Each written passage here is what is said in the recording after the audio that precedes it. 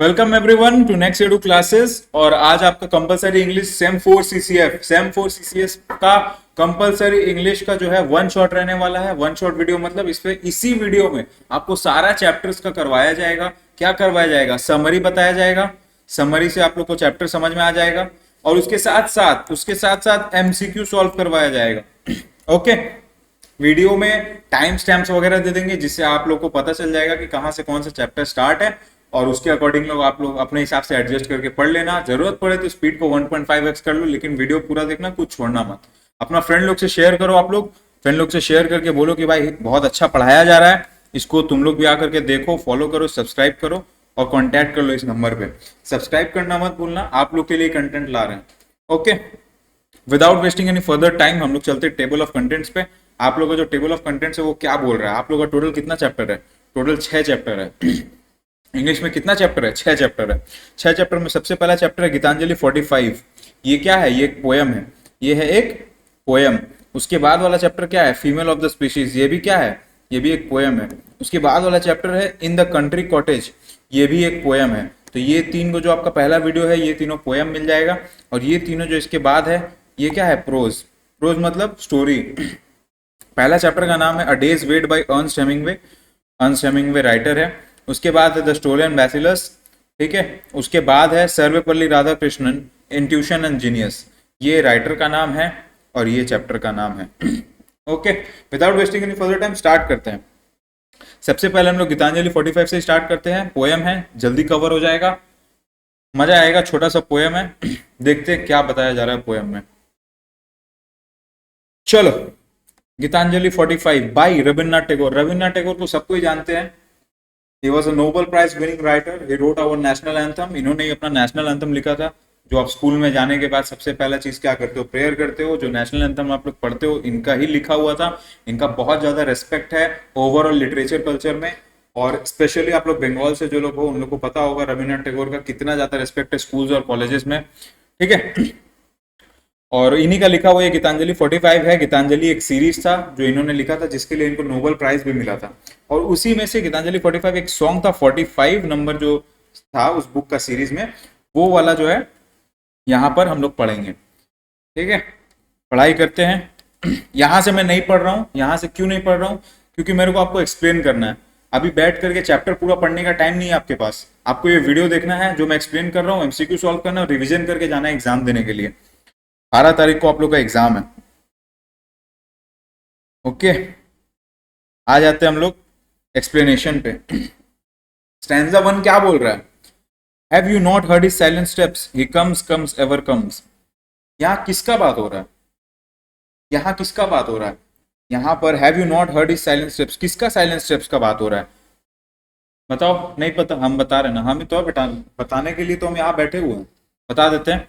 सबसे पहले मतलब दे पोयम क्या है। पोयम का सिनॉप्सिस ये है कि रविन्द्रनाथ टैगोर ये जो पोयम लिखे हैं वो गॉड के बारे में लिखे हैं। गॉड, भगवान, ऊपर वाला जिसको आप लोग मानते हो उसके बारे में लिखा गया है कि वो जो है हमारे लिए आते हैं, हमारे पास आते हैं, हमारे पास हर वक्त आते हैं, हमारे लिए हमेशा अवेलेबल रहते हैं और वो हम लोग के लिए हमेशा अच्छा ही कर रहे हैं। ओके, ये एस्टेब्लिश किया गया है हमारे और उनके बीच, अस प्लस गॉड, ये जो कनेक्शन है, ये कनेक्शन को यहाँ पर एम्फसाइज किया गया है। हम लोग को उनके बारे में भूलना नहीं चाहिए। वो हमारे लिए आते हैं, हमारे लिए सब कुछ करते हैं और उनके वजह से ही हम लोग के साथ सब कुछ अच्छा होता है। ये कनेक्शन एस्टेब्लिश किया जा रहा है। अब आपको समझ में आ गया हो कि यहाँ पर क्या बोला जा रहा है।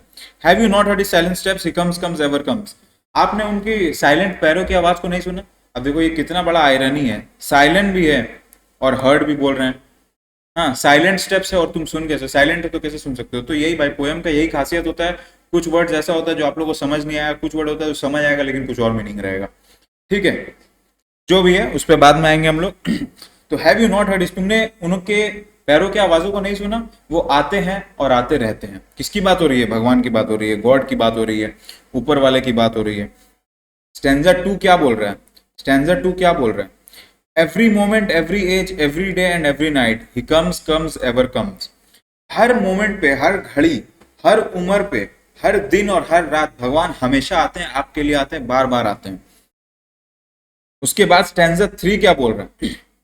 Many a song have I sung in many a mood of mind. but all their notes have always proclaimed he comes ever comes.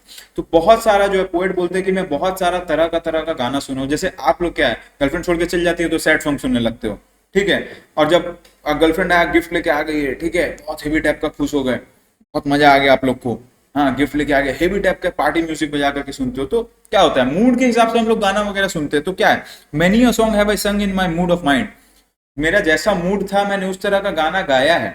और उन सभी गाने के नोट्स में, ऑल देयर नोट्स का मतलब क्या है, नोट्स मतलब जो आप लोग पर्ची बना के ले जाते हो एग्जाम हॉल में, वो नोट्स का बात नहीं हो रहा भाई, यहाँ पर किस नोट्स का बात हो रहा है, जो नोट्स म्यूजिक नोट्स है, म्यूजिक में कुछ नोट्स होता है उसके अकॉर्डिंग हम लोग गाना गाते हैं, तो उन सारे नोट्स एक ही बात बोलते हैं, वो सारे नोट्स एक ही बात बोलते हैं, ही कम्स एवर कम्स। कौन, गॉड, भगवान हमारे लिए आते हैं, हमेशा आते हैं। प्रोक्लेम्ड का मतलब क्या है, प्रोक्लेम्ड बहुत अच्छा वर्ड है, प्रोक्लेम्ड का मतलब होता है अनाउंस, प्रोक्लेम्ड का मतलब क्या है, announce.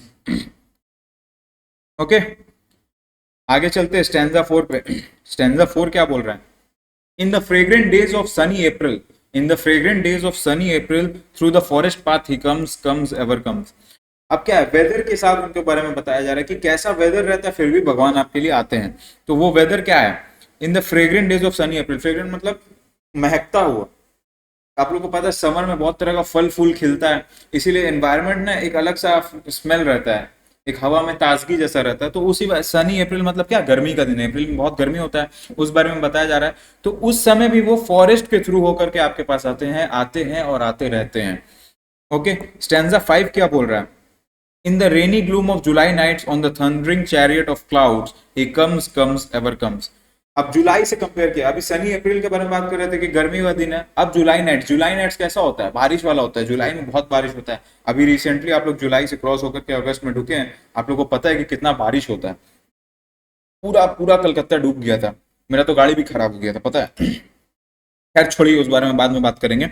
In the rainy gloom of July nights on the thundering chariot of clouds, chariot मतलब क्या होता है भाई, कैरियट है, चैरियट जो भी बोल लो इसको, इसका मतलब होता है व्हीकल, ठीक है, सवारी, इसका मतलब क्या है, सवारी।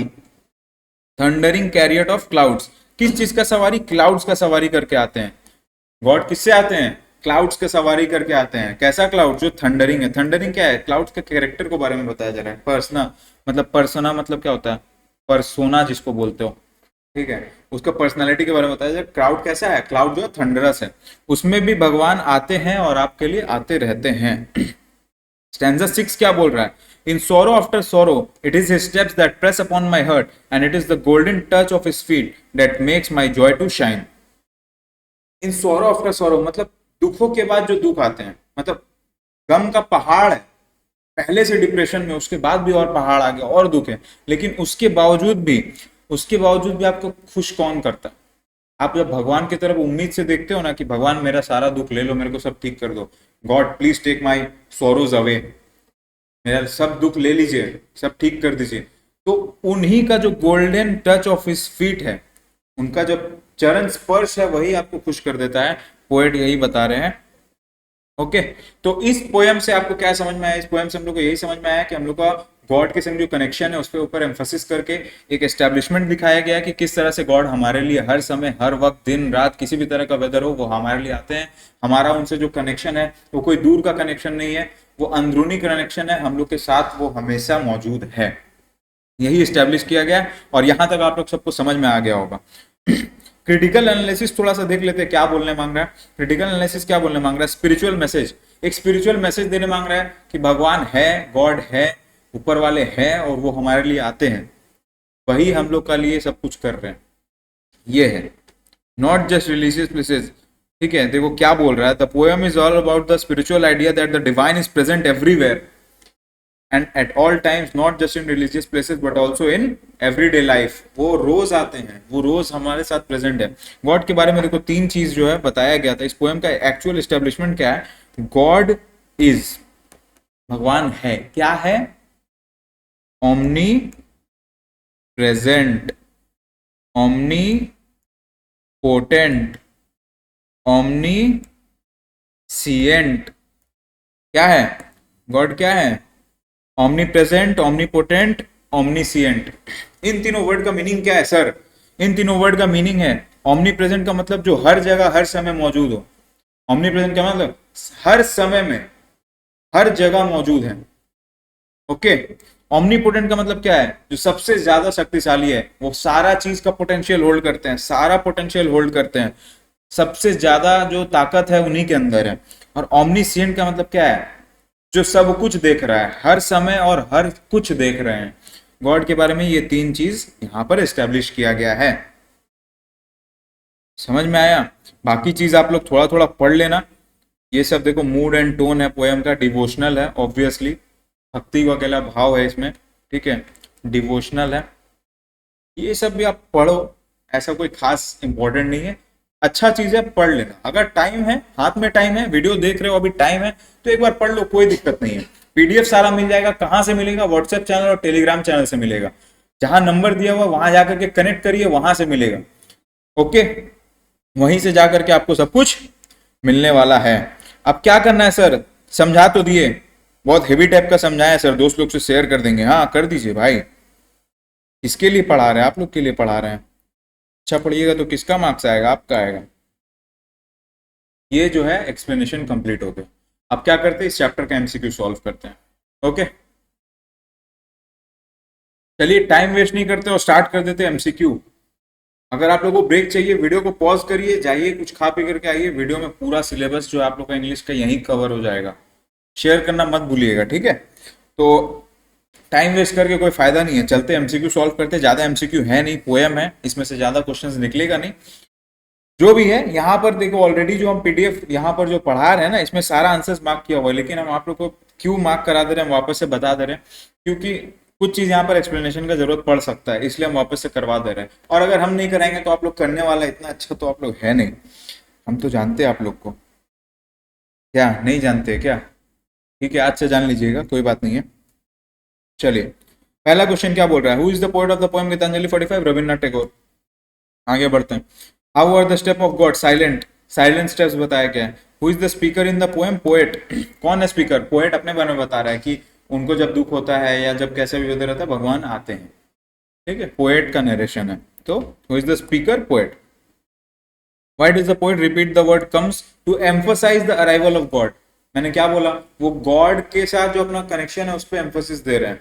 तो एम्फोसाइज मतलब क्या होता है? किसी चीज पे जोर डालना, किसी चीज पे फोकस डालना कि ये चीज ज्यादा इंपॉर्टेंट। तो उनका कम्स वर्ड जो है, कम्स, वो गॉड के लेकर के, गॉड कम्स, एवर कम्स, तो वो गॉड के आने को एम्फोसाइज कर रहे हैं। चलिए आगे। The God comes every moment. Her moment आता है वो, हर समय आता है, दिन रात कुछ नहीं देखते, वो आते हैं। The God comes every age. सही है। The God comes every day. एक बात देखो यहाँ पर क्या हेवी टाइप का जो बात बोल रहा है, द गॉड कम्स एवरी, यहाँ पर डी ऑप्शन क्या बोल रहा है? सेंचुरी। नॉर्मल पढ़ के सेंचुरी, लेकिन एक बात सोचो, 100 साल के लिए भगवान गायब हो जाए, दुनिया का क्या हाल होगा? 100 साल, सेंचुरी मतलब क्या होता है? 100 ईयर। 100 साल के लिए अगर भगवान गायब हो जाए, क्या हाल हो जाएगा? सब तबाह हो जाएगा भाई। आप लोग में से जो लोग बिलीव नहीं रखते होंगे, हो सकता है कुछ लोग नहीं रखते होंगे, आई रेस्पेक्ट योर थॉट्स, बट जो लोग रखते हैं उन लोग को तो समझ में आ ही रहा होगा कितना बड़ा तबाही मच सकता है। खैर ठीक है, आगे बढ़ते हैं। The God comes every night. Night क्यों? क्योंकि यहाँ पर और भी कुछ लिखा नहीं, वही डेकेड सेंचुरी मंथ है। What do you mean by many a song? Many का मतलब क्या होता है? बहुत सारा। मेनी का मतलब क्या है? बहुत। अ सॉन्ग मतलब बहुत सॉन्ग्स, बहुत सारा गाना। बहुत सारा गाना का मतलब क्या है? Number of songs. English songs, Hindi songs, खैर छोड़ो।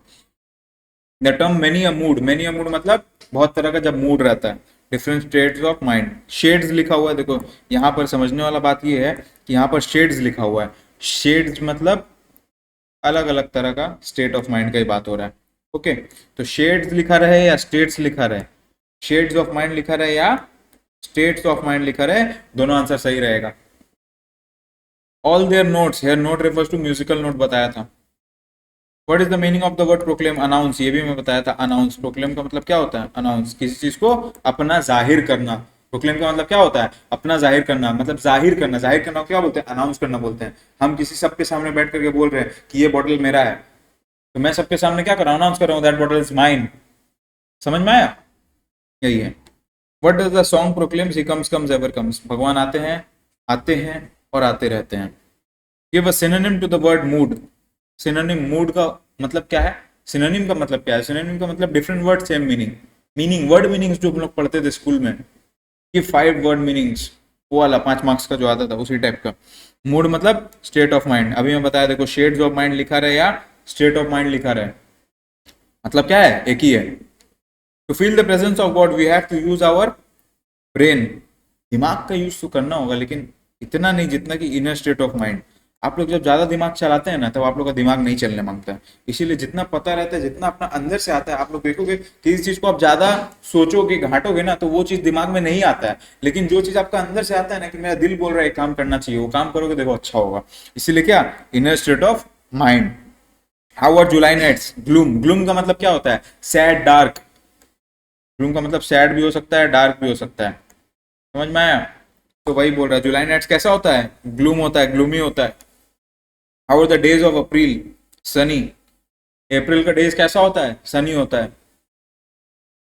How are the days of April? Fragrant. Same ही क्वेश्चन में डाल देता, सनी एंड फ्रेग्रेंट लिख देता, तो आप भी क्या पढ़ते? Sunny and fragrant. अगर सेम क्वेश्चन में how are the days of April, how are the days of April, sunny and fragrant रहेगा, वो आंसर आप लोग टिक करके आ जाओगे। ठीक है। Through which path does the God come? God come कौन से रास्ते से आए थे? सी बीच से तो नहीं आए थे, हाई रोड से नहीं आए थे, मड़ी रोड से नहीं आए थे, फॉरेस्ट पाथ से आए थे। सनी डेज ऑफ अप्रैल में वो कहाँ से आते हैं? फॉरेस्ट पाथ से आते हैं। Who comes to forest path? Forest path. अभी देखो यहाँ कौन बोला? गॉड आते हैं फॉरेस्ट पाथ से, सॉरी गॉड आते हैं फॉरेस्ट पाथ से। तो अभी कौन फॉरेस्ट पाथ से आएगा? गॉड ही आएंगे ना भाई, पोएट्स फ्रेंड। बात का मतलब ही नहीं है। डकैत, मतलब ऑप्शन क्या, जो क्या सोच करके ऑप्शन डाला गया? डकैत। Who comes to forest path? डकैत। खैर छोड़िए, ऐसे भी कैलकाटा यूनिवर्सिटी का बहुत सारा ऐसा बात है जिस विषय में बात ना करे तो ही अच्छा है। चलिए आगे बढ़ते हैं। 21 when does rain fall according to the poem Gitanjali 45? जुलाई में गिरता है। गीतांजलि 45 में हो या ना हो, जुलाई में बारिश होता है, ये बात याद रखना। क्या बोलते हैं? सावन का महीना पवन करे शोर। क्यों शोर करता है? बारिश होता है भाई, ऐसे ही थोड़ी। On which vehicle does the God come? Chariot of clouds. कैसा बोला था? थंडरिंग कैरियट ऑफ क्लाउड्स, मैंने पढ़ाया था, वही चीज के बारे में बात हुआ है। और देखो एक तो बहुत इंटरेस्टिंग ऑप्शन यहाँ पर सी मिल रहा है हम लोग को, बीएमडब्ल्यू का। Until and unless you are in Bollywood movie, कोई गॉड बीएमडब्ल्यू पे नहीं आएंगे। Oh my God, oh my God 2 देख करके अगर आप लोग सोच रहे कि फरारी फरारी टाइप का कुछ बाइक वाइक लेकर के, सॉरी फरारी तो गाड़ी है, ठीक है, या फिर डुकाटी का बाइक लेकर के गॉड आ रहे, ये सब नहीं होगा भाई। थंडरिंग कैरियट ऑफ क्लाउड्स, ये हॉर्स ड्रॉन कैरेज भी हो सकता था अगर ये सतयुग चल रहा होता, महाभारत का युद्ध चल रहा होता इस टाइम पे, तो हो जाता। खैर छोड़िए, कोई बात नहीं है। Thundering chariot of clouds is an example of personification. मैं क्या बोला था? थंडरिंग क्यों बताया जा रहा है? क्लाउड्स का कैरेक्टर, क्लाउड्स का पर्सोना के बारे में बताया जा रहा है। क्लाउड्स कैसा है? क्लाउड्स थंडरिंग है। समझ में आया? आ ही गया होगा। Clouds are compared with chariot. Clouds are compare with chariot. Chariot मतलब क्या बोला मैं? वाहन। वाहन का मतलब व्हीकल। समझ में आ गया? चलिए। Which 2 months are mention in the poem Gitanjali 45? एक अप्रैल सनी डेज और July gloomy nights. When does the step of God press the poet's heart? Poet का हार्ट पे जो गोल्डन फीट ऑफ गॉड है कब पड़ता है? जब वो दुखी होते हैं। Sorrow after sorrow, in sorrows. Steps of God press upon the poet's heart. How is the touch of God? Golden, golden feet, touch of his feet, ये मेंशन था लाइन पोएम में। इसीलिए पोएम को एक बार जरूर से पढ़ लीजिएगा। बाकी कुछ पढ़िए मत पढ़िए, पोएम पढ़ लीजिएगा, कुछ कुछ वर्ड से उठा करके दे सकता है। ओके। 29 क्या बोल रहा है? The poet refers to golden touch of God's feet. God's golden touch makes the poet feel joy to shine. Feel joy to shine, ये भी देखो पोएम का लाइन है, इसलिए मैं बोल रहा पोएम का लाइन पढ़ लीजिएगा। देखो यहाँ पर और नहीं है, यहाँ पर दूसरा चैप्टर स्टार्ट हो जा रहा है, ठीक है, यहाँ पर दूसरा चैप्टर स्टार्ट हो जा रहा है, तो आपको 30 ही मिला, तो इस 30 में से आएगा। ऐसा है क्या सर? नहीं है सर, जरूरी नहीं है कि जो मैं 30 पढ़ाया उसी में से आंसर आ जाए।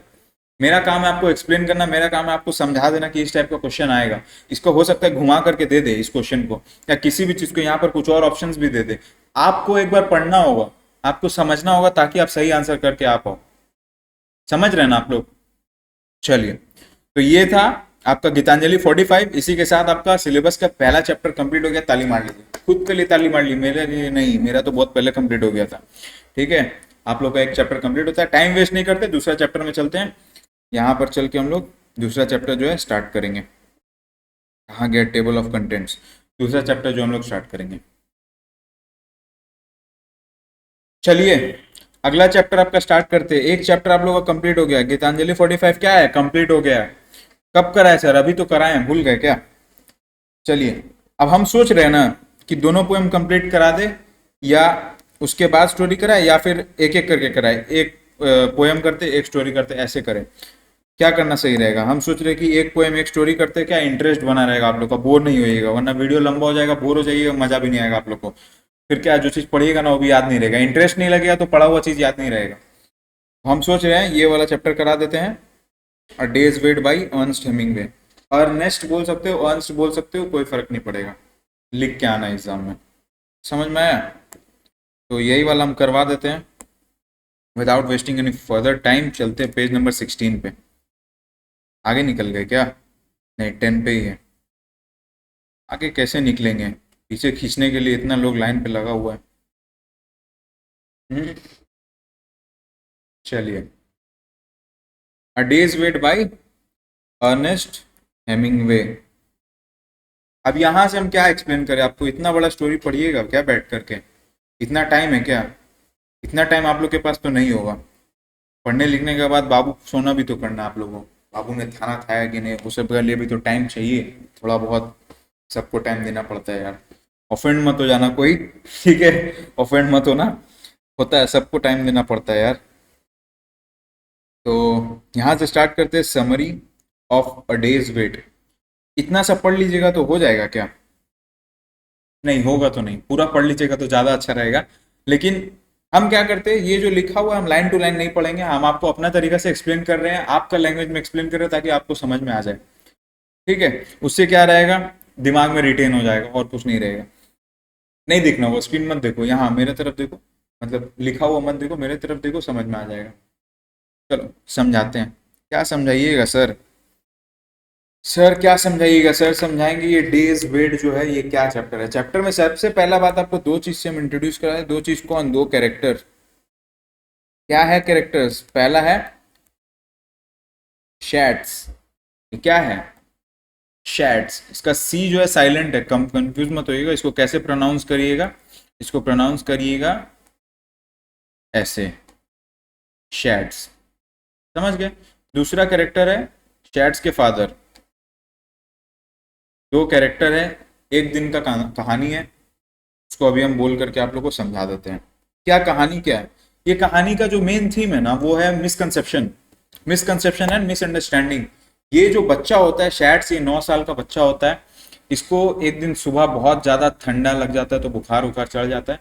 इन्फ्लुएंजा फीवर, जिसको हम लोग वायरल फीवर भी बोलते हैं, इन्फ्लुएंजा में फीवर हो जाता है इसको ठंड के कारण।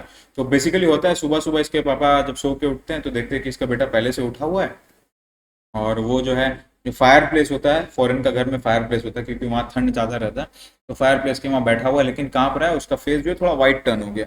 वाइट टर्न मतलब तो ऐसा रंग उड़ा हुआ है, ये बोलना चाह रहे हैं।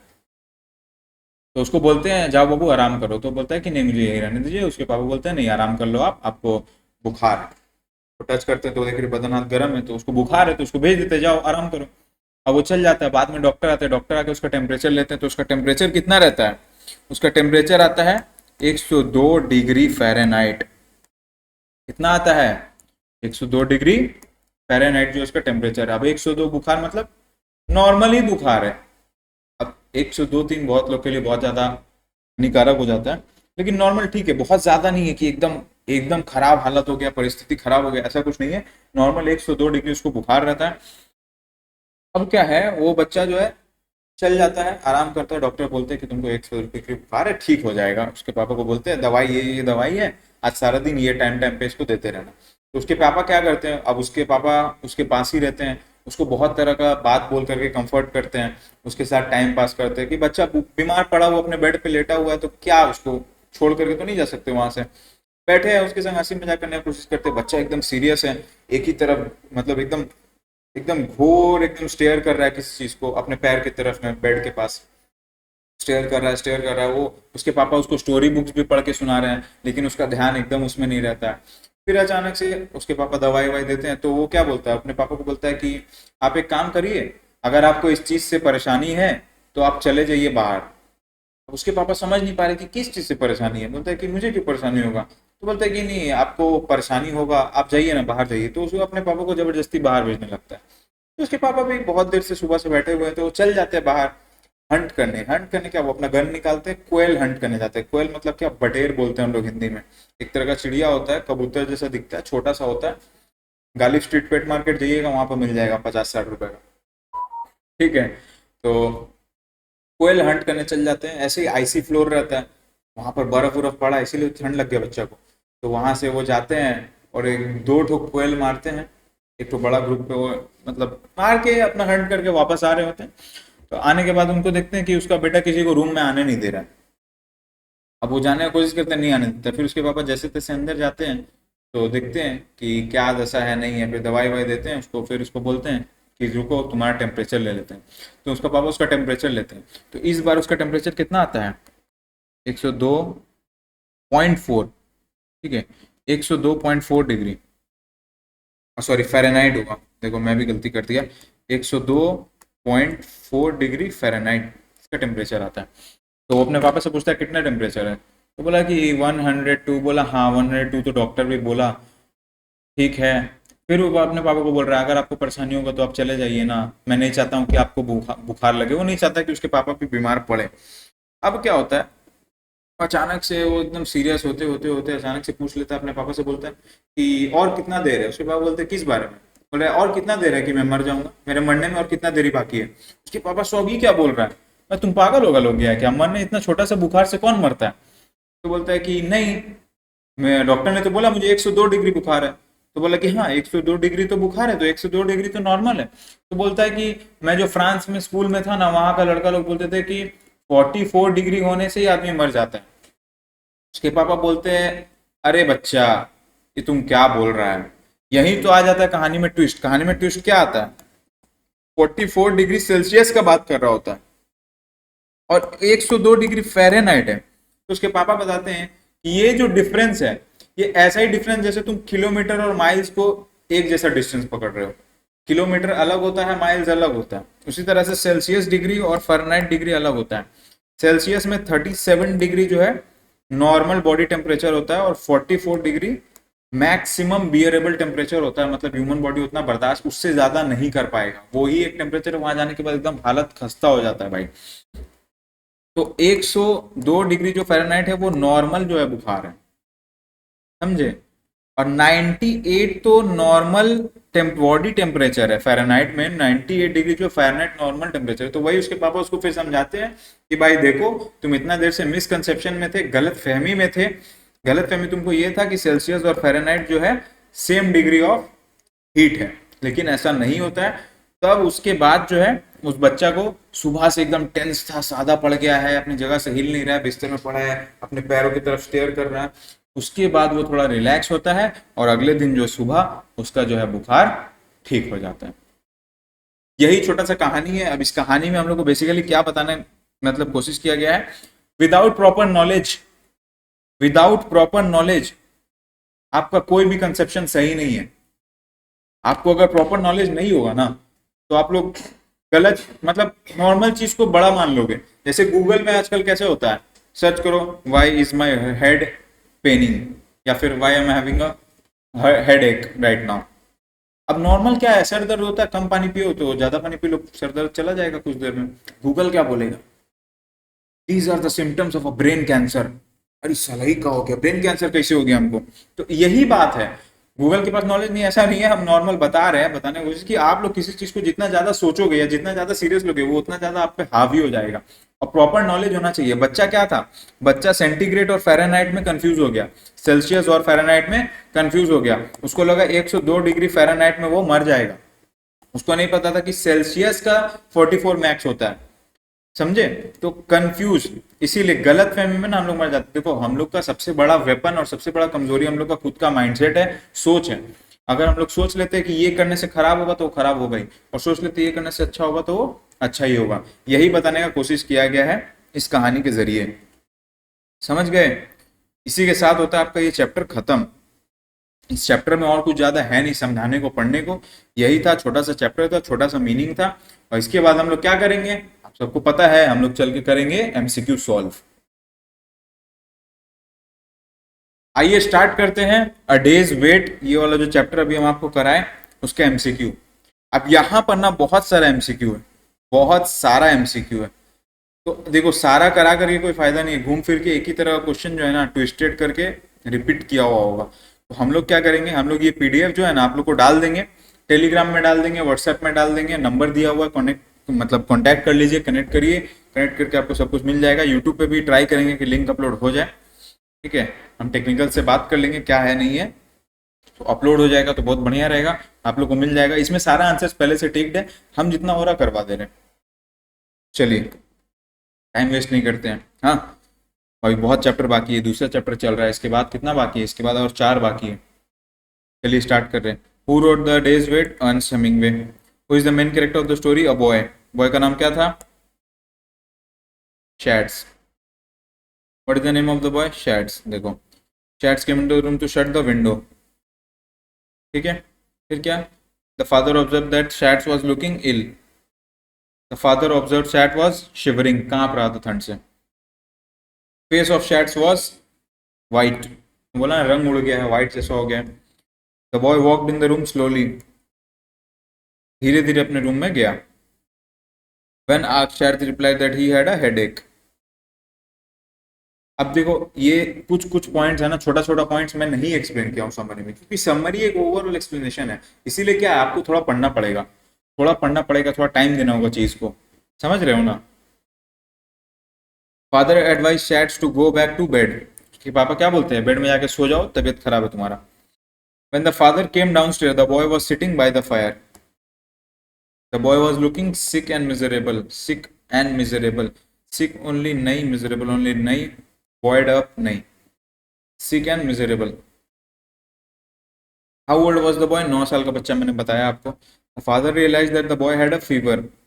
Who took the boy's temperature, पहले कौन लेता है, फर्स्ट टाइम उसके डॉक्टर लेते हैं, सेकंड टाइम उसके फादर लेते हैं। What was the temperature of the doctor measured, 102 degree centigrade.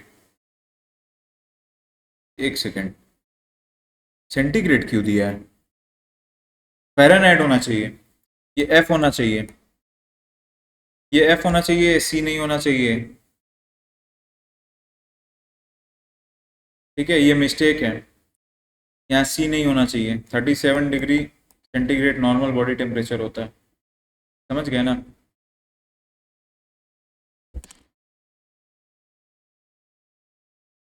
Sorry for the interruption, मतलब बीच में मैं काट दिया।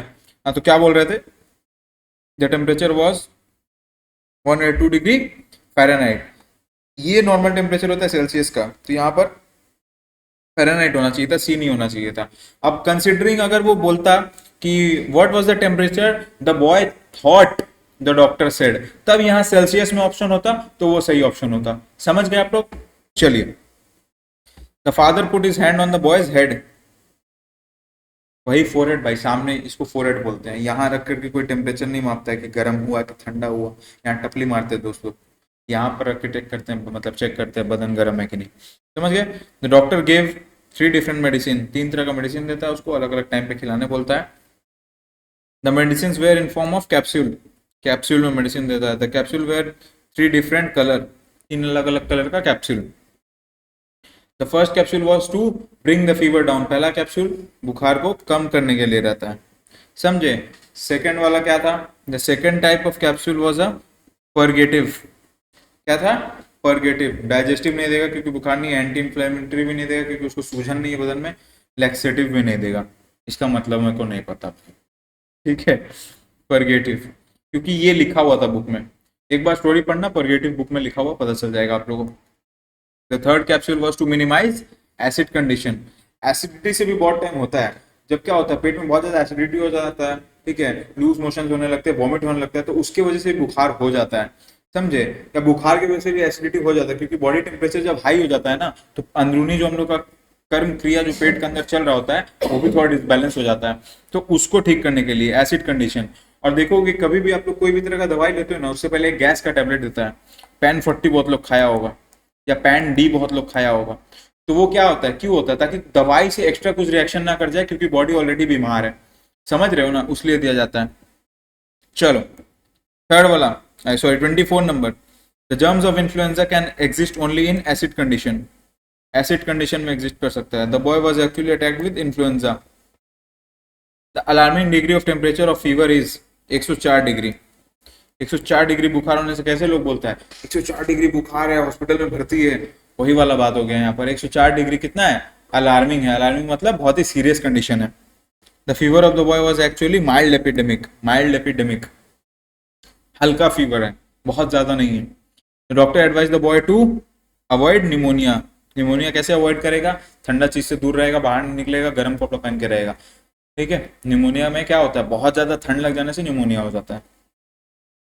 But did the father note down boy का टेम्परेचर कितना था। पहले जब डॉक्टर बता के जाते हैं तो लिख लेता है, और बाद में जब देखता है तब लिख लेता है, समझे। और टाइम लिखते हैं, किस टाइम पे मेडिसिन दी और कितना देर बाद देना है। The father wanted to read a book beside the boy. तो बुक्स में स्टोरी पढ़ के सुना रहे थे। There were dark areas under the boys eye. The boy was lying on bed. The boy was detached from what was going on.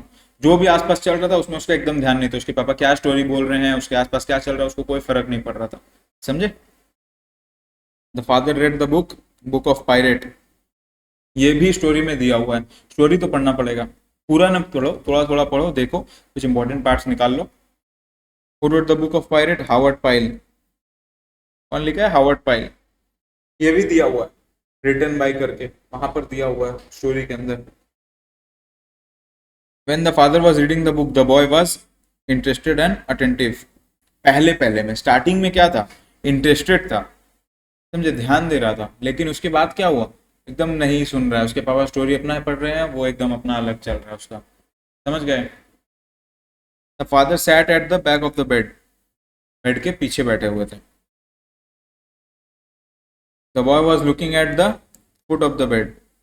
The boy was looking very strangely. बहुत अजीब ढंग से एकदम अपने पैर की तरफ सीधा देखे जा रहा था, समझे। The father asked the boy to sleep. सोने के लिए बोलते हैं। After some time the boy asked his father to leave the room. क्या बोल रहा था, आप चले जाइए वरना आप कोई बीमार पड़ जाएंगे, आपको ये सब देखना नहीं पड़ेगा, आप चले जाइए, इस तरह से वो बोल रहा था। The father gave the prescribe capsule to the boy at 11 AM, 11 बजे। ये भी स्टोरी में लिखा है।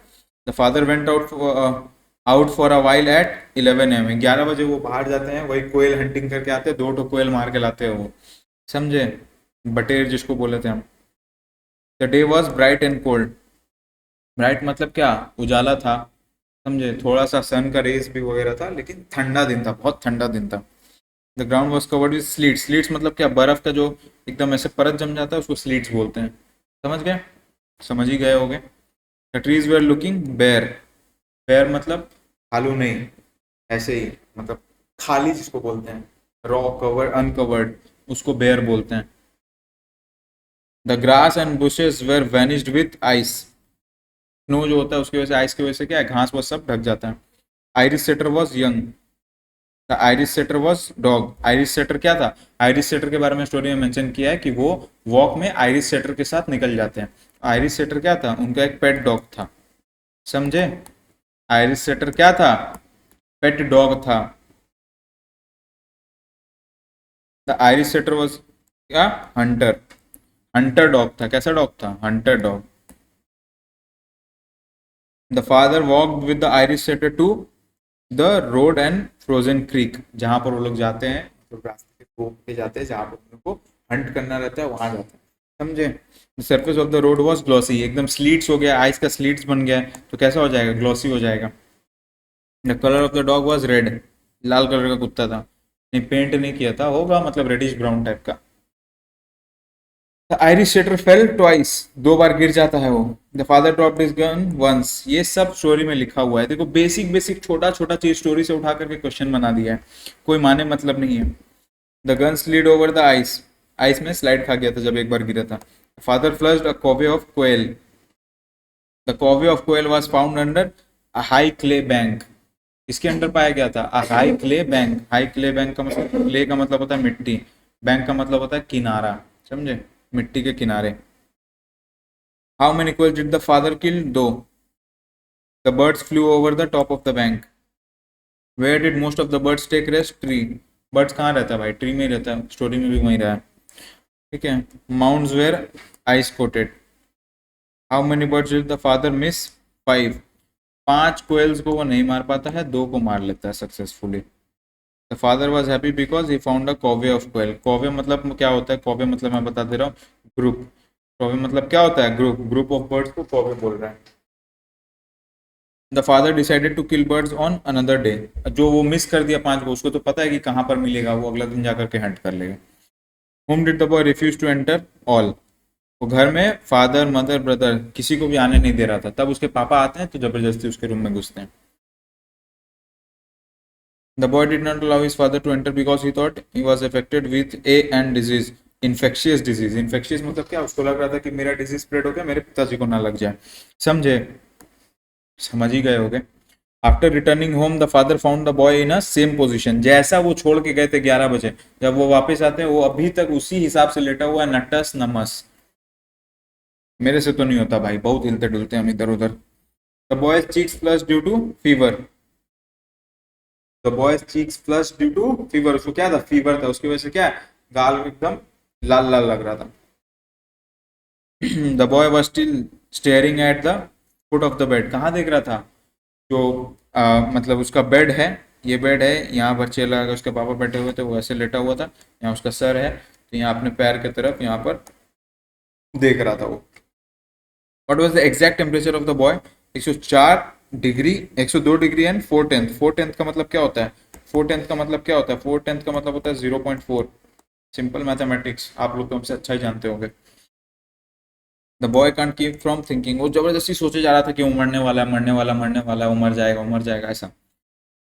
The father advise the boy to take the matter as easy. The father started reading the book for the second time but the boy did not follow. पहला बार क्या था? वो अटेंटिव था। सेकंड टाइम में क्या हुआ? एकदम फॉलो नहीं कर रहा था। इसके पापा क्या बोल रहे हैं, क्या समझा रहे हैं, क्या स्टोरी, बट उसको कुछ नहीं पता आसपास में क्या चल रहा है। What did the boy ask the father at the end of the story? At what time he was going to die. क्या समय में वो मरने वाला है, वो कब मरेगा, ये पूछ रहा था। Why did the boy think that he was going to die? Because he had 102 degree danger fever. ठीक है, 102 डिग्री का फीवर सोच करके वो मरने मतलब सोच रहा था। क्यों? क्योंकि वो सेल्सियस और फ़ारेनहाइट के बीच में कंफ्यूज हो गया था। समझे? In France the boy heard that people can't live with 44 degree. 44 degree what? Centigrade का बात हो रहा है यहाँ, सेल्सियस जिसको बोलते हैं। Who told the boy in France that people can't live with 44 degree? The boys. The boys आई आई या वही वाला बॉयज। समझे? In France the boy heard about Fahrenheit scale.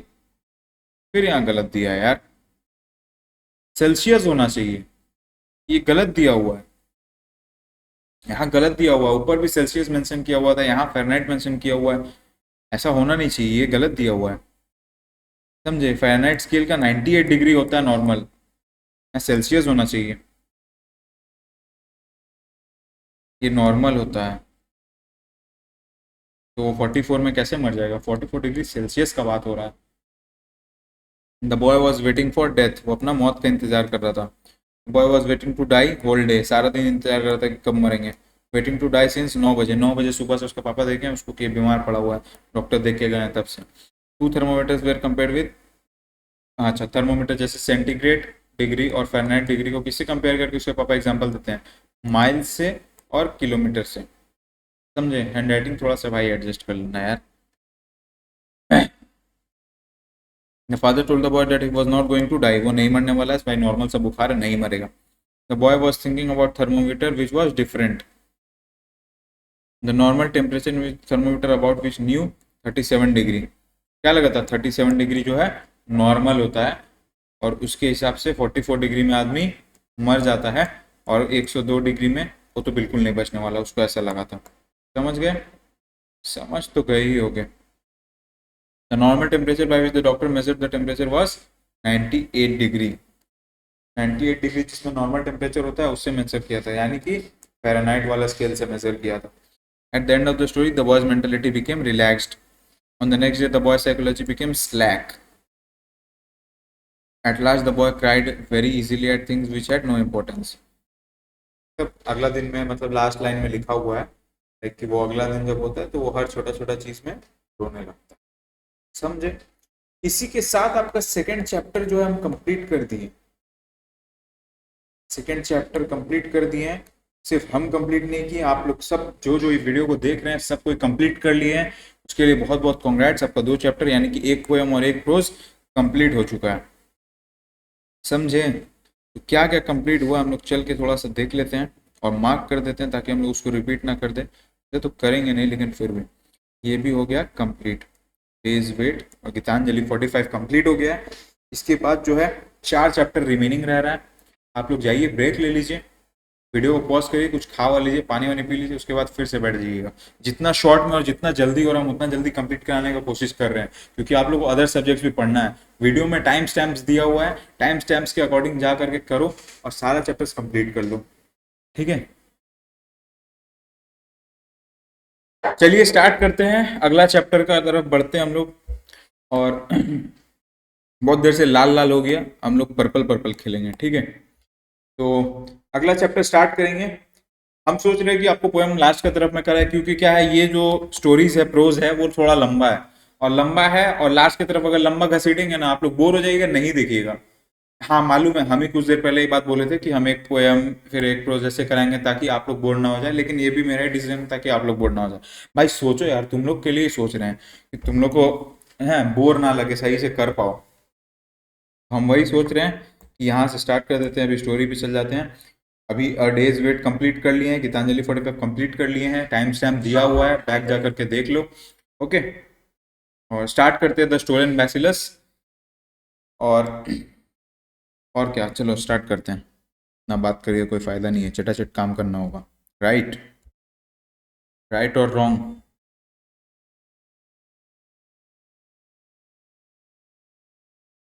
Stolen bacillus the stolen bacillus कौन लिखा है? H G Wells. H G Wells लिखे हैं, क्या लिखे हैं? स्टोरी लिखे हैं, किसके ऊपर? Stolen bacillus. बैसिलस का मतलब क्या होता है? बैक्टीरिया के बारे में बात हो रहा है, समझे? बैक्टीरिया के बारे में बात हो रहा है। और ये स्टोरी किसके अराउंड रिवॉल्व करता है? ये स्टोरी जो हम आपको बता दें, ये स्टोरी रिवॉल्व करता है बेसिकली, इसमें 3 इंपॉर्टेंट कैरेक्टर्स हैं। 3 इंपॉर्टेंट कैरेक्टर्स क्या क्या है? पहला कैरेक्टर है बैक्टीरियोलॉजिस्ट, दूसरा कैरेक्टर है स्ट्रेंजर, ठीक है, जिसको आगे चल के हम लोग एनार्किस्ट बोलेंगे। और तीसरा कैरेक्टर है मिनी। मिनी कौन है? मिनी द माउस नहीं है, मिनी है बैक्टीरियोलॉजिस्ट जो है, इसकी जो है वाइफ रहती है, उसका नाम है मिनी। हम लोग कलर चेंज करके ब्लू कर देते हैं, अब अच्छा लग रहा है। चलो, स्टोरी में ये 3 कैरेक्टर है। बैक्टीरियोलॉजिस्ट कौन है? बैक्टीरिया के ऊपर जो साइंटिस्ट लोग स्टडी करता है, बैक्टीरिया का लिविंग, डेथ, उससे बनाने वाला मेडिसिन और उससे जो हार्म्स होता है, डिसीज, उसका क्योर जो बनाता है, तो बैक्टीरियोलॉजिस्ट बोलते हैं। स्टोरी का मेन कैरेक्टर जो है बैक्टीरियोलॉजिस्ट है।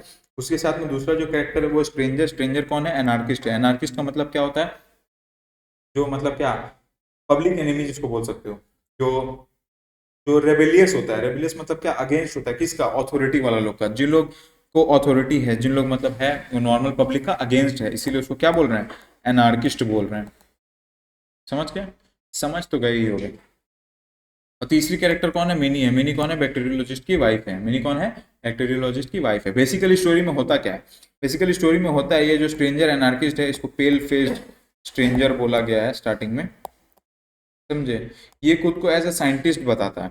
ये एज ए साइंटिस्ट बता करके बैक्टीरियोलॉजिस्ट का लैब एक दिन विजिट करता है, और बहुत ही मतलब क्यूरियोसिटी से वो विजिट करता है, सब कुछ देखता है, जांचता है, उससे पूछता है कि तुम किस तरह का चीज़ से काम करते हो। तो वो जो है उसको बताता है।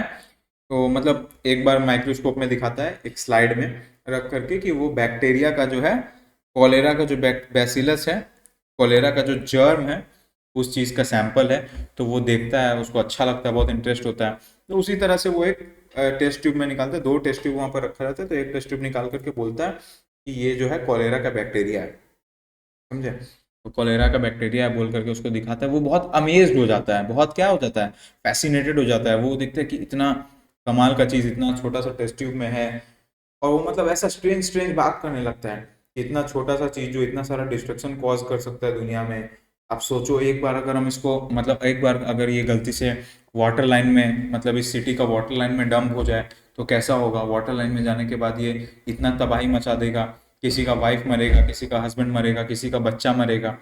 ठीक है, इस तरह का बात करने लगता है, बोलता है कि एक छोटा सा चीज़ से इतना ज़्यादा तबाही मचाया जा सकता है। तो सोच मतलब मुझे तो समझ नहीं आता ये नेशन लीडर्स लोग एटॉमिक वॉर, न्यूक्लियर वॉर क्यों करता है, समझे।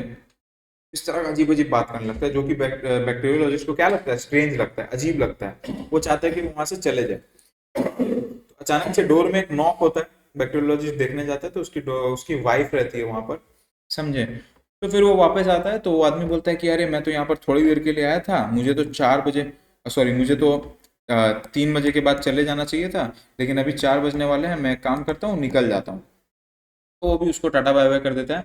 वो ध्यान नहीं देता है कि वो जो टेस्ट ट्यूब वो वहां रखा था, वो जो स्ट्रेंज मतलब रहता है, स्ट्रेंजर जो रहता है, पेल फेस्ड स्ट्रेंजर,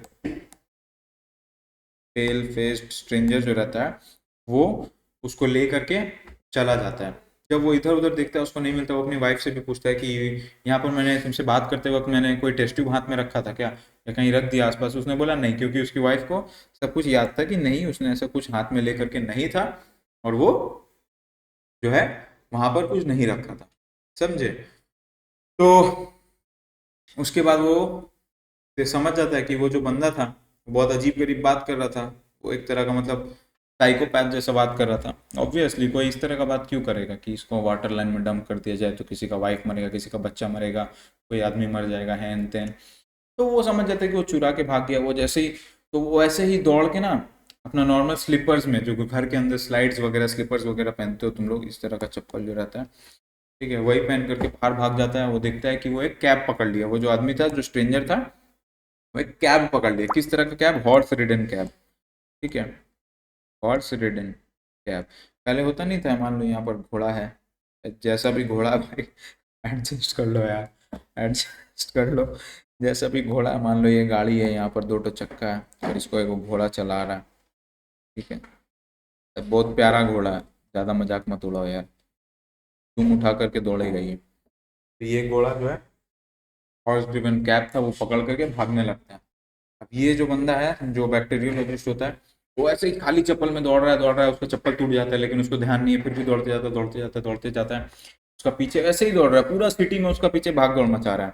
फिर जो मिनी है, मिनी उसकी वाइफ क्या करती है, वो तो देखती है, वो सोचती है कि मेरा पति पूरा पागल हो गया, ये एक तो साला साइंटिस्ट है, ये साइंस वाइंस एक्सपेरिमेंट के चक्कर में पूरा पागल हो गया, बेफालतू का रास्ता में दौड़ रहा है। तो वो पीछे से क्या करती है, इसका कोट वगैरह, कोट और हैट, चप्पल लेकर के पीछे पीछे जाती है। फिर ये एक दूसरा कैब पकड़ती है, उसी तरह का घोड़ा से चलाया हुआ कैब, ठीक है, घोड़ा जो चला रहा था उस तरह का कैब पकड़ती है। उस तरह का कैब पकड़ के ये बोलती है कि जो आदमी बिना टोपी बिना कोट का और खाली पैर रास्ता में मोजा पहन के दौड़ रहा है, उसको पीछा करो, उसको उसका संग चलते रहो। अब क्या है, सामने यहाँ पर वो जो चोरी किया है एनार्किस्ट, वो भाग रहा है, उसके पीछे ये खाली पैर भाग रहा है, ठीक है, बैक्टीरियोलॉजिस्ट। उसके पीछे क्या है, ये औरत जो है मिनी, उसकी वाइफ, वो भाग रही होती है, ठीक है। ये पैदल है और बाकी दोनों किस में है, गाड़ी में, कैब में। बहुत दूर तक भागता भागता है। तो ये भाग दौड़ में बहुत एक चेज सीन दिखाया गया है स्टोरी में, एक चेज टाइप का सीन यहाँ पर लिखा हुआ है, समझे। बहुत बड़ा स्टोरी है, बहुत बड़ा स्टोरी है, इसीलिए हम आप लोगों को बोल रहे डिटेल में हम समझा दे रहे हैं ताकि आप लोगों को समझ में आ जाए। शेयर कर देना वीडियो, मेहनत कर रहे हैं आप लोग के लिए। यहाँ पर देखो, अजीब अजीब तरह का, जैसे इंग्लिश मूवी में कैसा चेज सीन में होता है कि अब भाग दौड़ कर रहा है, तो बाजार बाजार से भागता है, तो आदमी लोग कैसे बोलता है, अरे क्या तानाबाजी वगैरह करने लगता है, हैं। तो उस तरह का यहाँ पर चेज सीन के बारे में पूरा बताया गया है। जो भी है, उसी भाग दौड़ में क्या होता है, जो बैक्टीरिया का टेस्ट ट्यूब लेके था ना, वो एकदम मन में एकदम प्लान कर लिया कि ऐसा ऐतिहासिक कर्म कांड करेंगे कि पूरा सिटी याद रखेगा, पूरा इस कंट्री का इतिहास में लिखा जाएगा कि ऐसा कुछ किया था। वो सोच रहा था कोलेरा का वायरस है, डाल देंगे बैक्टीरिया को, कोलेरा का बैक्टीरिया है, डाल देंगे पानी में, सब तबाह हो जाएगा, सब तरफ फैल जाएगा। तो वैसे में क्या, उस बंदा जो अपना पॉकेट में रखा रहता है ना, वहां जो है वो टूट जाता है। क्या हो जाता है, टूट जाता है। टूट के थोड़ा बहुत इधर उधर उसका शर्ट वर्ट में गिर जाता है। तो वो सोचता है कि चलो कोई बात नहीं, जब बर्बादी हो ही रहा है तो सबसे पहले मेरे से ही हो जाए, हम इसको एक तरह का सेक्रीफाइस मानेंगे। फिर उसके बाद देखता है ना कि इधर उधर झटका वटका में ऑलमोस्ट बहुत सारा गिर जाता है, थोड़ा सा ड्रॉप्स कुछ बचा हुआ रहता है उसमें। वो क्या करता है, उसको पी लेता है। वो जो टेस्ट ट्यूब है, ठीक है, इसमें थोड़ा सा ड्रॉप्स कुछ बचा हुआ था, तो वो उसको क्या करता है, पी लेता है एनार्किस्ट। पीने के बाद उसको रियलाइज होता है तो अब हम इससे किससे क्यों भाग रहे हैं, जब हमें ऑलरेडी टेस्ट ट्यूब से खाली कर दिया, हम पी लिए, अभी क्या ही करेगा, हमें से छीन भी नहीं पाएगा, हमको जो तबाही मचाना बर्बादी मचाना हम कर लेंगे। तो वो कैब रुकवा करके वहां से उतर जाता है। फिर ये यहाँ से पीछे पीछे जाता है आदमी, बैक्टीरियोलॉजिस्ट जो है। तो तब वो ना एकदम, ऐसे सिनेमा में कैसे दिखाता है मूवी में, एकदम एकदम स्ट्रेंज सा एक विलनिक हंसी दे रहा है, वहां से हंस रहा है खड़ा होकर के, कि मुझे जो बर्बादी करना था मैंने कर दिया, अब ये वायरस मेरे अंदर है, अब एक स्लो डेथ इसका असर मुझे पता चल रहा है, अब मैं यहाँ सब कुछ बर्बाद कर दूंगा, इस सिटी में सबको पता चल जाएगा, ये वो है तैन, बहुत कुछ, मतलब वो इतना कुछ इमेजिन कर लिया ना कि बहुत बड़ा कुछ हो गया है। ठीक है, वो बैटमैन का विलन बन गया है, इस टाइप का कुछ सोच लिया था, समझे। तो उसके बाद क्या होता है, सॉरी थोड़ा सा पानी पी लेते हैं, प्यास लग रहा है भाई।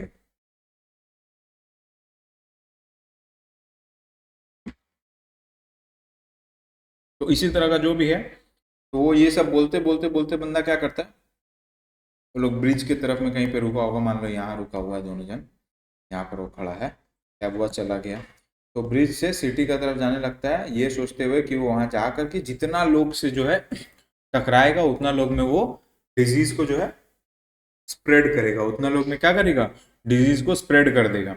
यही सोचते हुए खुद को विलन मानते हुए चल जाता है। अब पीछे से क्या होता है, मिनी आ जाती है। मिनी कौन होती है, उसकी वाइफ होती है। मिनी क्या करती है, मिनी आ जाती है, मिनी आकर के उसको उसका कैब से उतरती है, कैब वाले को पेमेंट करती है, उसके बाद उसको उसका कोट, हैट, उसका चप्पल देती है। तो बोलती है कि क्या हुआ अभी, तो उसका हस्बैंड हंसने लगता है, हंसते हुए बोलता है कि तुमको पता है ये जो आदमी अभी आया था जो भागा है, वो एक एनार्किस्ट है।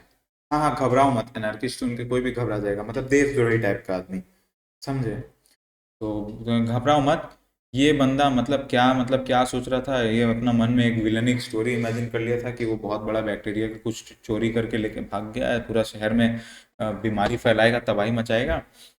लेकिन उसको शायद पता नहीं है कि वो जो टेस्ट ट्यूब वो चुराया है, उसमें जो बैक्टीरिया था, वो बैक्टीरिया कोई हानिकारक डेडली बैक्टीरिया नहीं है।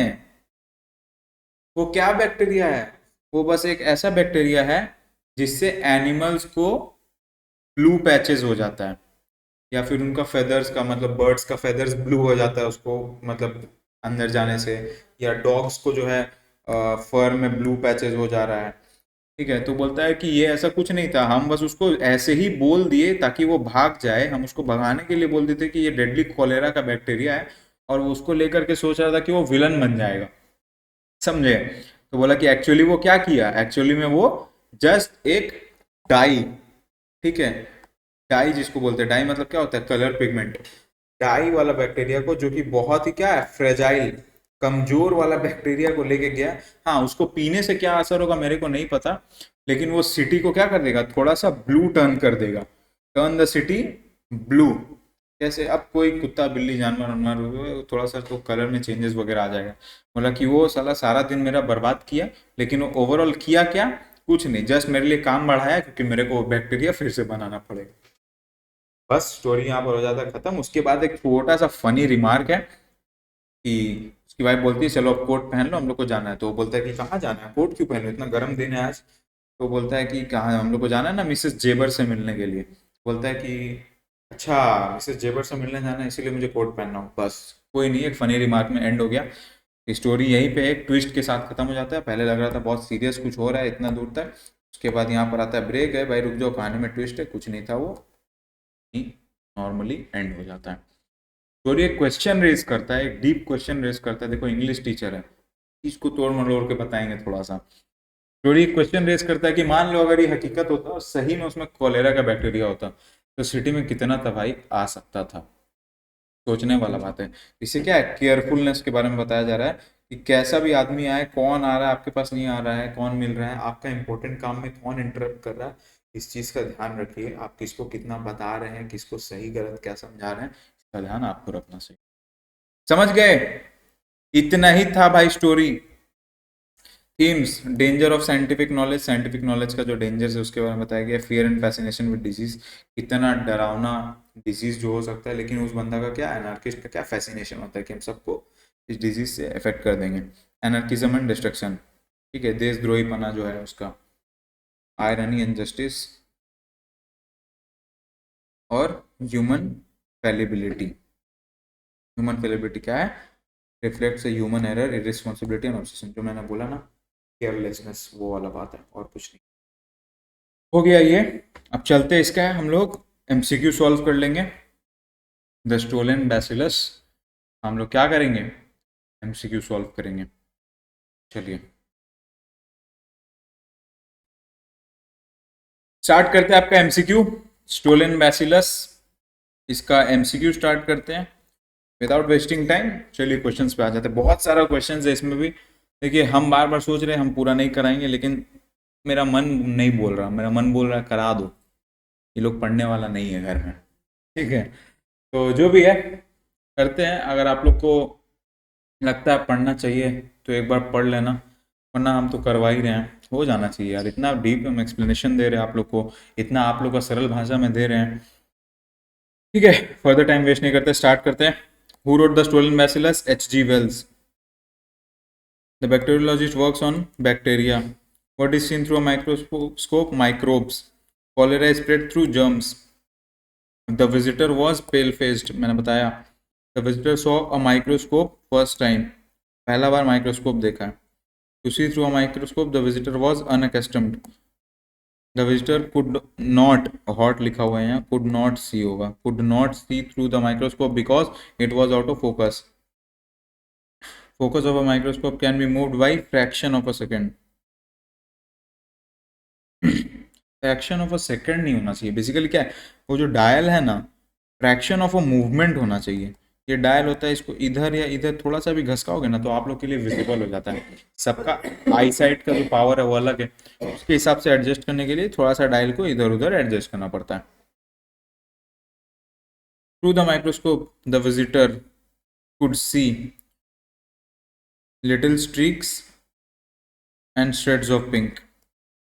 लिटिल स्ट्रीक्स मतलब लंबा लंबा हिस्सा, स्ट्रेड्स ऑफ पिंक, पिंक का, पिंक कलर में था, तो ये बोथ ऑफ देम होगा। Small particles of bacteria can destroy a city.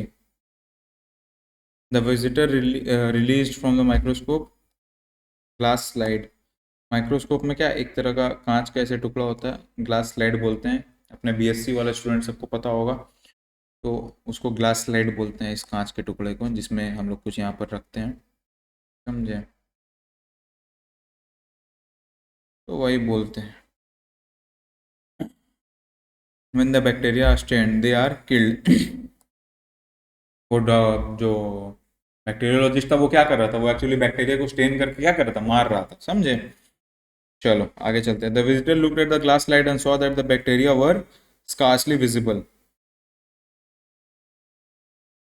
Scarcely मतलब बहुत कम दिख रहा था। According to bacteriologist every bacteria of the universe could be killed and stained. वो चाहता था कि बैक्टीरिया जितना भी है यूनिवर्स में सारे को मार दिया जा सके। The bacteriologist walked across the room and took up one seal tube. दो सील ट्यूब था, टेस्ट ट्यूब का बात कर रहे हैं, उसमें से एक जो है वो उठा लेता है। The tube contain bacteria, the tube contain the bacteria of cholera, ऐसा वो स्टार्टिंग में बोला था। The bacteria of cholera was kept in tubes. The pale man seem to be satisfied, खुश हो गया था, अंदर ही अंदर खुश था उस देख करके कि इतना भयंकर चीज इसको मिल गया देखने को। Devouring the little tube with his eyes, the line signifies the man was looking with total attention. Devouring मतलब क्या होता है, बहुत ही गौर से देखना। Devouring मतलब गौर से देखना, गौर से देखना मतलब टोटल अटेंशन से देख रहा था। The visitor expression, in the visitor expression there was a morbid pleasure। मतलब morbid मतलब मैंने शायद बताया नहीं बताया, morbid मतलब मरने का इच्छा होता है। Desire to death, तो क्या बोलते हैं, morbid। तो उसमें क्या था, मरने का इच्छा था। The visitor visited the bacteriologist in the afternoon. The visitor brought with him a note of introduction। एक इंट्रोडक्शन लाता है कि वो कौन है नहीं है। दिन के बेला आता है, 3-4 बजे उसको निकलना था, तो ऑब्वियसली दोपहर में आया होगा। The note of introduction was brought from old friend. How were the hair of visitor? बहुत लैंक एंड ब्लैक, ये सब स्टोरी में दिया हुआ है। ये सब कुछ कुछ चीज़ है, यहीं से याद कर लेना अगर स्टोरी पढ़ने का टाइम नहीं है तो, क्योंकि स्टोरी लंबा है।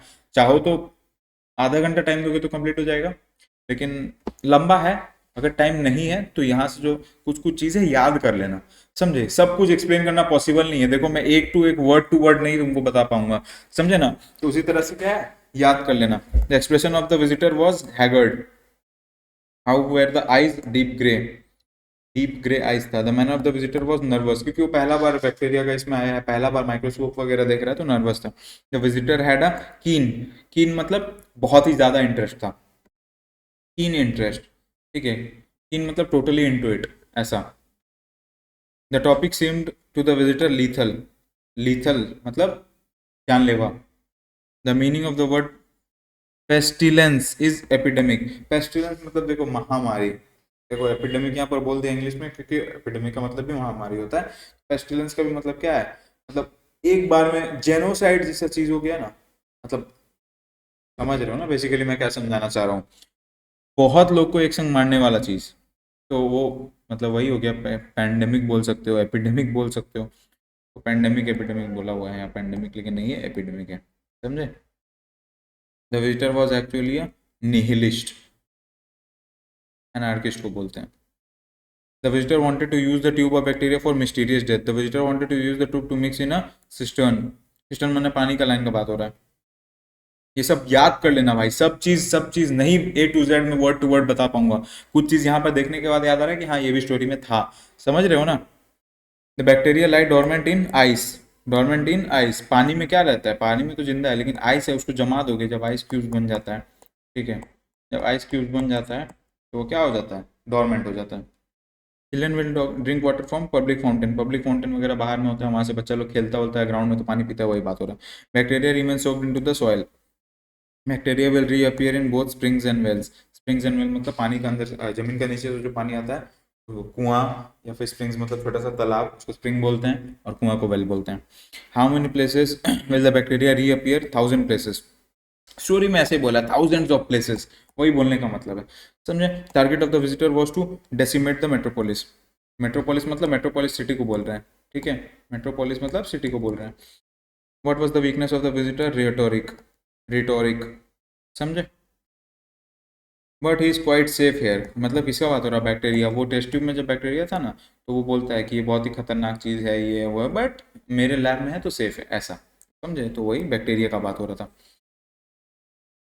सॉरी गाइस, बैक हो गया, sorry please don't mind. Why did the visitor told the anarchist fools? Because they use bombs. समझे। वो क्या बोल रहा था कि जो एनार्किस्ट होते हैं वो खुद भी वही करने वाले, बस वो बॉम्ब नहीं यूज कर रहा है, वो एक बैक्टीरिया बॉम्ब बन जाएगा खुद ही, इस तरह का। वो ओपन द डोर, बैक्टीरियोलॉजिस्ट, किसके लिए, अपनी वाइफ के लिए। The visitor stayed in the bacteriologist for an hour, 3 बजे आया, 4 बजने के लिए, समझे। How was the what was the time in the visitor left bacteriologist, 12 minutes to 4, 4 बजने में 12 मिनट बाकी था। The visitor had an engagement at, 4 बजे उसको कोई काम था, ऐसा वो बोला। The bacteriologist was misusing the visitors ethnology, ठीक है, एथनोलॉजी मतलब उसका जो भी मतलब चीज़ है उसको ऐसे नहीं उसको लेके भागना चाहिए, ठीक है। उसके लिए एथनिक चीज़ है, मतलब उसको संभाल के रखने वाला चीज़ है, प्रिजर्व करने वाला चीज़ है, समझे। The visitor was, the visitor was by external feature a morbid, morbid मतलब देख के समझ में आ रहा था कि वो मरना चाहता है। एक्सटर्नल फीचर मतलब उसका फेशियल एक्सप्रेशंस और बॉडी लैंग्वेज से समझ में आ रहा था। The visitor gloated cultivation of germs, and then he felt hastily in his pocket, what was the person searching in his pocket, ठीक है। क्या सर्च कर रहा था, मैंने बोला ना उसके पॉकेट में टेस्ट ट्यूब टूट जाता है हल्का सा, तो बहुत कुछ हिस्सा गिर जाता है उसका, तो वही tube of germs. Who was mini wife, what is the meaning of the phrase blue ruin, blue ruin मतलब कंप्लीटली डिस्ट्रॉय, ब्लू रुइन मतलब क्या, कंप्लीटली डिस्ट्रॉय। ये एक फ्रेज है भाई, ठीक है, ईडियम्स बोल सकते हो, जैसे बोलते हैं ना it's raining cats and dogs today, मतलब बहुत भारी बारिश हो रही है, इसी तरह का ईडियम्स है। While the bacteriologist was chasing the visitor, he had no hat. उसका हैट नहीं था और चप्पल भी खुल जाता है। What type of slippers did the bacteriologist wear? Carpet. Carpet slipper मतलब क्या, जो कारपेट घर में बिछा रहता है उसके ऊपर हम लोग स्लाइड स्टेप का पहनते हैं ना, उसका बारे में बात हो रहा है। The figure of the visitor was slender, पतला। The visitor seem to have some mental disorder, नर्किस टाइप का बिहेवियर कर रहा था, खुश हो जा रहा था तबाही के बारे में सोच सोच करके। The visitor told the cabman to run fast. और अपना कैबमैन को क्या बोलता है, जल्दी भागो ताकि ये मेरे को पकड़ ना ले, मेरा पीछा ना कर ले। सुनो ना, सुनो ना।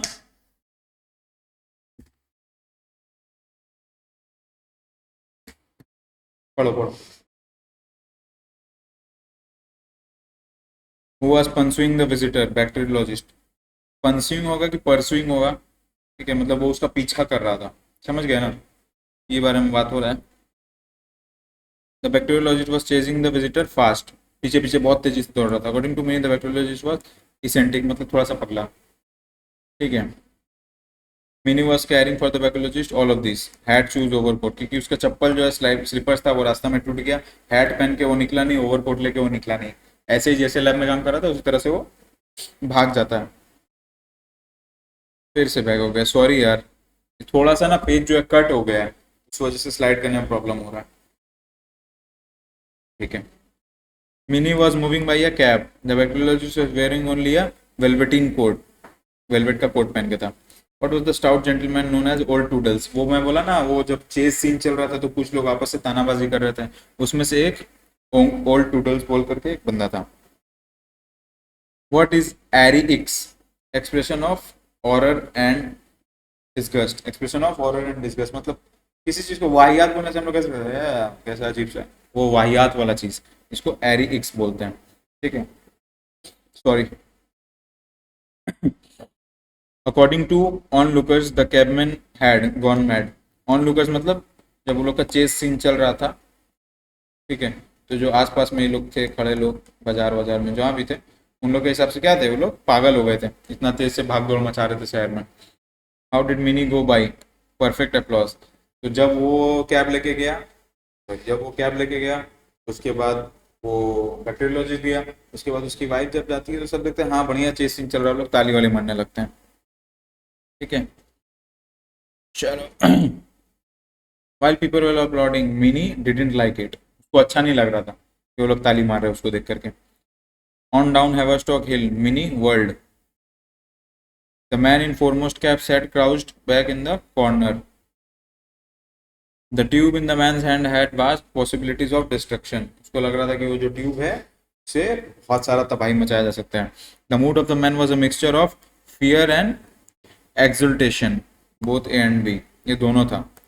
बुक में लिखा है भाई, बुक में लिखा है, चैप्टर में लिखा है, स्टोरी में लिखा हुआ है। The man was afraid of being caught, पकड़े जाने का डर था उसको।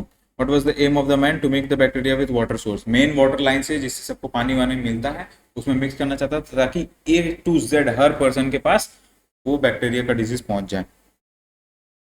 What is the meaning of the word Ravachol, anarchist of France, Ravachol मतलब एनार्किस्ट ऑफ फ्रांस, समझे, ये भाई स्टोरी पे दिया हुआ है, स्टोरी में दिया हो, देखो कुछ कुछ ऐसा वर्ड होता है जिसका मीनिंग कुछ और है और जिसका मीनिंग यहाँ कुछ और बताया जा रहा है, कुछ कुछ ऐसा वर्ड होता है जिसका एक्चुअल कोई मीनिंग नहीं है, उसको पास वाला वर्ड से ऐड करके एक फ्रेज बनता है जिसका स्टोरी के हिसाब से कुछ मीनिंग बन जा रहा है। ये मैं कुछ भी बना दिया हूँ, इस पे ध्यान मत दो, जो मैं समझाया उस पर ध्यान दो, ठीक है, तो वही मतलब है और कुछ नहीं है। आगे चलते हैं। The man's plan was to break the tube into supply of water, the man seize the tube brilliantly, अच्छे से मतलब एकदम जब्त कर लिया था। The man was thinking about the huge number of death, कितना लोग को मार सकता है वही सब सोच रहा था। All the people around the man isolated him, isolated मतलब क्या, देखो जब चेस सीन चल रहा होता है ना तब वो आदमी सोच रहा होता है कि किस तरह से लोग उसको मिसट्रीट किया है, उसका अलग होने का वजह से सब उसको भगा देता था, कोई से अच्छे से बिहेव नहीं करता था, तो वही बोल रहा है आइसोलेटेड मतलब अकेला छोड़ दिया था उसको, ठीक है। The bacteriologist was 50 yards behind the man, इतना दौड़ा वो, इतना स्पीड में कैब वैब चलाया होगा घोड़ा वाला, लेकिन वो दौड़ा 50 यार्ड से पीछे था सिर्फ। The man found in his pocket half a sovereign, half a sovereign मतलब पैसा का बात हो रहा है, सॉवरेन मतलब सॉवरेन डॉलर्स वगैरह हो सकता है, समझे, तो वो पैसा का करेंसी का बात हो रहा है, वो जो कैबमैन को दिया ना उसका बारे में।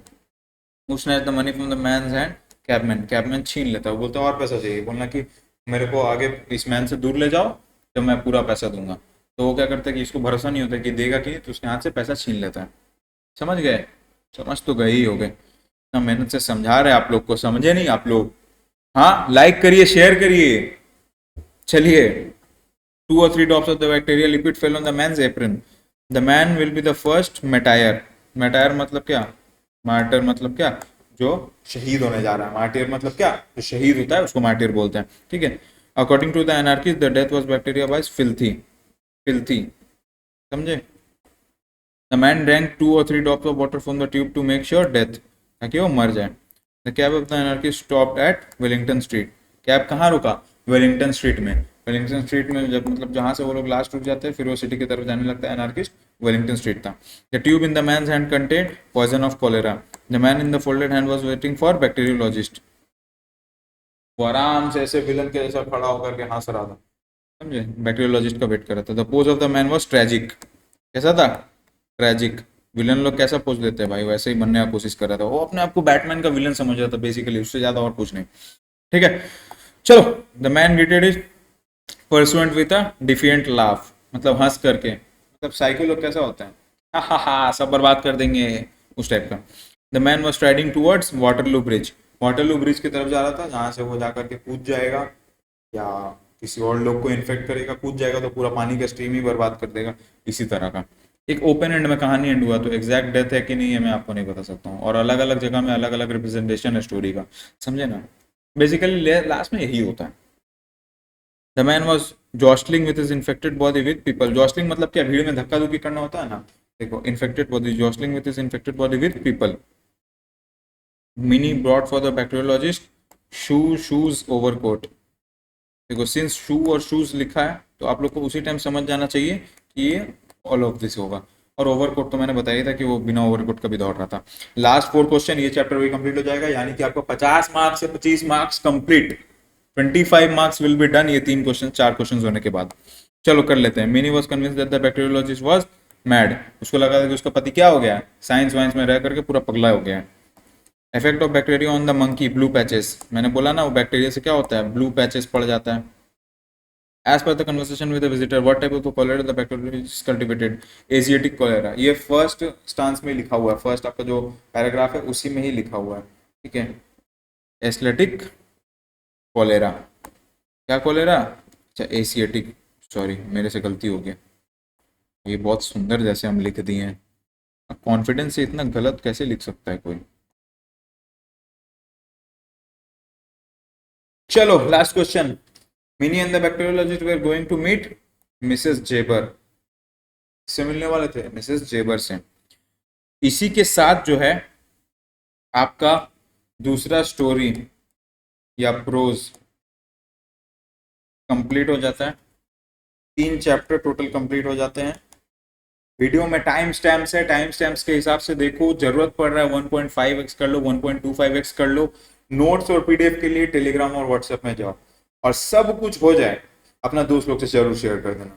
आप पास हो जाओगे, वो फेल हो जाएगा, अच्छा लगेगा क्या, क्या यार, ऐसे थोड़ी दोस्ती निभाया जाता है, ठीक है। तो इसके साथ ये कंप्लीट हो गया है, और ऊपर आ जाते हैं हम लोग, जल्दी से देख लेते हैं कि कितना कंप्लीट हुआ है अपना, है ना। ऊपर आ जाओ, यहाँ आ गए हम लोग, तो यहाँ पर हम लोग को पता चल जाएगा अभी कितना कंप्लीट हुआ है कितना कंप्लीट नहीं हुआ है। ये स्टोलन बैसिलस भी मैंने कर दिया अभी कंप्लीट। ये 3 चैप्टर आपका हो गया है, ये 3 बचा है जिसमें से 2 पोएम है। तो आइए female of the species start करते हैं।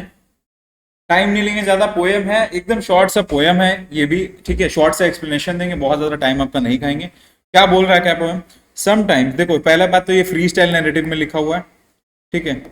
फ्री स्टाइल नैरेटिव में लिखा है। फ्री स्टाइल नैरेटिव का मतलब क्या है, इसका कोई स्टैंजा वाइज डिवीजन नहीं है, ये फ्री स्टाइल में लिखा हुआ है, कोई वर्ड्स का राइमिंग स्कीम नहीं है, कोई रिदम नहीं है, बस लिखा हुआ है, पोएम है, राइट। चलिए क्या बोल क्या रहा है पोएम, पोएम क्या बोल रहा है, लिखा हुआ, अच्छा बाय द वे लिखा हुआ है by Gauri Deshpande. She was a writer from India, और उन्होंने बहुत सारा पोएम्स और राइटिंग्स जो है, आर्टिकल्स वगैरह जो है इंग्लिश प्लस मराठी में लिखा है, समझ में आया। और बहुत सारा ऐसे इंग्लिश आर्टिकल्स और मतलब आपका कुछ लिटरेरी वर्क्स है जिसको उन्होंने मराठी में ट्रांसलेट किया है, राइट।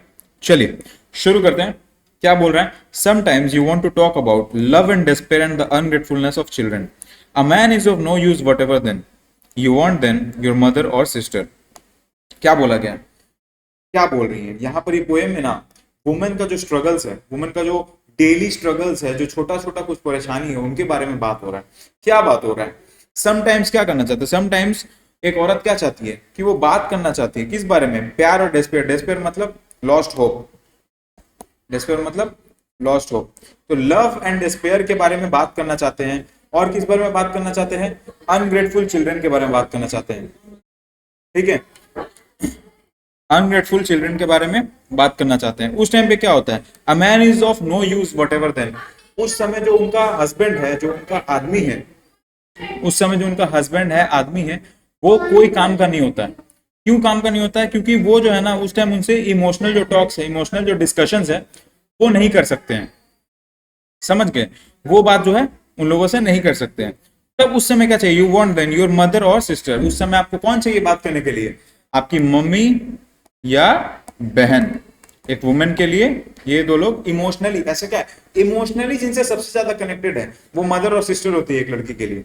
और a man is of no use क्यों बोला गया, उनका हस्बैंड उनके लिए क्यों मतलब इमोशनली मतलब अवेलेबल नहीं, क्योंकि देखो लड़का लोग क्या है ना, फैक्ट्स में ज्यादा बात करता है।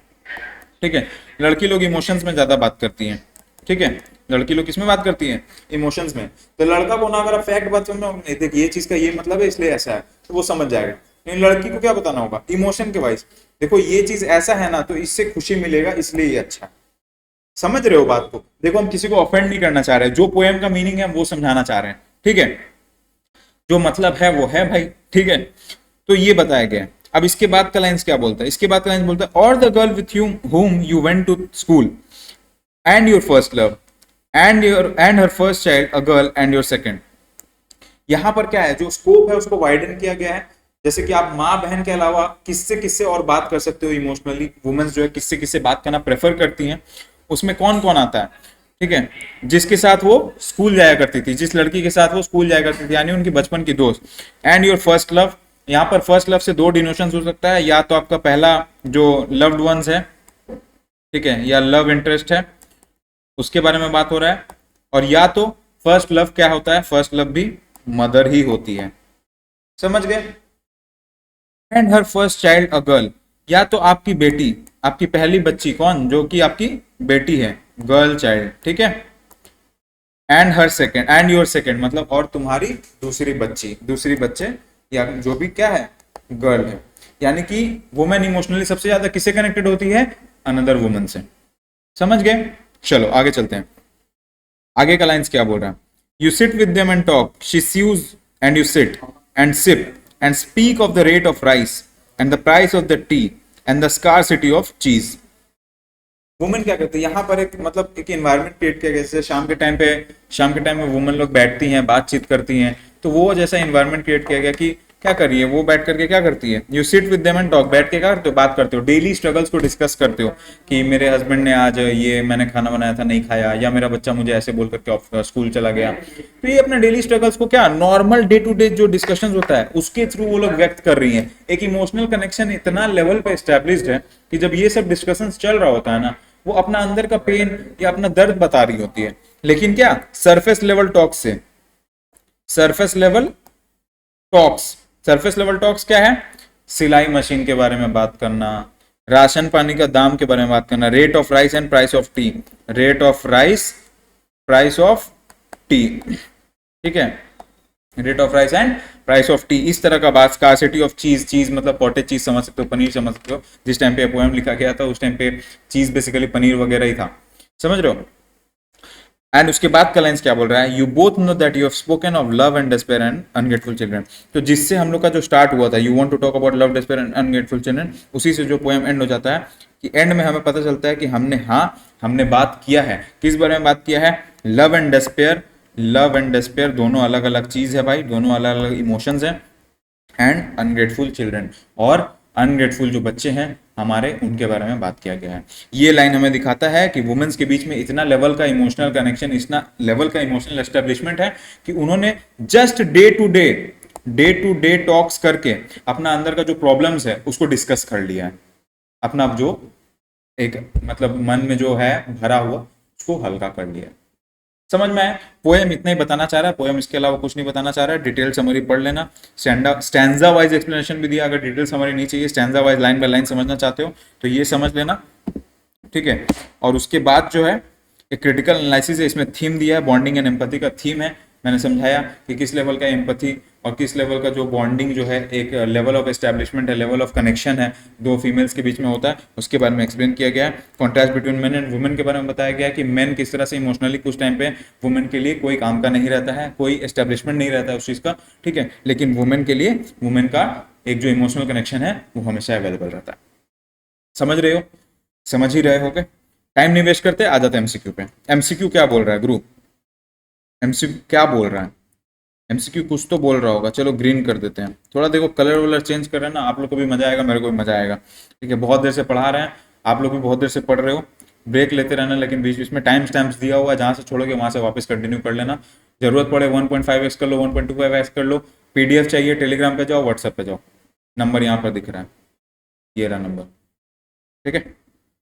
चलो, who is the poet of the poem the female of the species? Gauri देश Pandey. What species is mentioned in the poem? Female. What is the meaning of the word species? Genus. Genus मतलब क्या होता है? Group of animals. ठीक है, animals और plants. Genus मतलब क्या है? Group. Group of what? Animals और plants. What animal plants? जिसका characteristics एक जैसा है। साइंटिफिकली उन लोग को एक ग्रुप में डिवाइड किया गया है, जिसको हम लोग जीनस बुलाते हैं। समझ गए? Sometimes who wants to talk? A woman. What a woman wants to talk? Love, despair. Neither नहीं होगा, बोथ होगा। समझ गए? तो बोथ आंसर होगा, love and despair. What does the phrase love and despair mean? Reality of women's life. यहाँ से क्या बताया जा रहा है? वुमेन लाइफ का रियलिटी। Who are ungrateful in the poem? Children. Ungrateful children के बारे में बात कर रही है। During the conversation with a woman a man is of no use. ठीक है। The girl went through the school. Girl कहाँ से जाती है? कहाँ जाती है? स्कूल। किससे? जिसके साथ आप बचपन में स्कूल में गए थे, उसके बारे में डिस्कशन हो रहा है। What does the opposite partner do while talking? Sew. आप क्या कर रहे हो? चाय पी रहे हो। What do you do? Sip. What does she do? Sew. Sew मतलब सिलाई करना। What does the woman do while talking to another? Sit and sip. क्या कर रहे हो? Sit and sip. चाय पी रहे हो, कॉफी पी रहे हो, जो भी पी रहे हो। What is the first child of the woman? Girl. What is the second child of you? First child of the woman कौन है? Girl. And your second child कौन है? Girl. समझ गए? देखो लाइंस पढ़ा रहेगा, लाइंस याद रहेगा तो सब हो जाएगा। Price of which thing is discussed? Tea. Rate of which thing is discussed? Rice. मैंने बोला था ना, प्राइस ऑफ टी और रेट ऑफ राइस, ये डिस्कस था। प्राइस बोलेगा तो टी लिखना, रेट बोलेगा तो राइस लिखना। समझ गए? चलो, विच थिंग इज स्कार्स? चीज। चीज के बारे में बात हो रहा है, ठीक है। Mention two words of the opposite meaning discussed by the two women in the poem. Love and despair. How many children does the woman in the poem have? One. कितना बचा है? One. Who is the best partner to talk about love and despair? Mother and sister. Who are the person to talk with trust about female problems? Mother, sister, brother नहीं। देखो male of no use बोला था ना, तो mother, sister, brother नहीं। सबसे ज्यादा trusted कौन था? अभी यहाँ पर बोला ना मदर एंड सिस्टर, तो मदर एंड सिस्टर ही होगा, लेकिन उसके साथ में स्कूलमेट। समझ गए? What is the synonym for scarcity? Scarcity मतलब कमी। Scarcity मतलब कमी।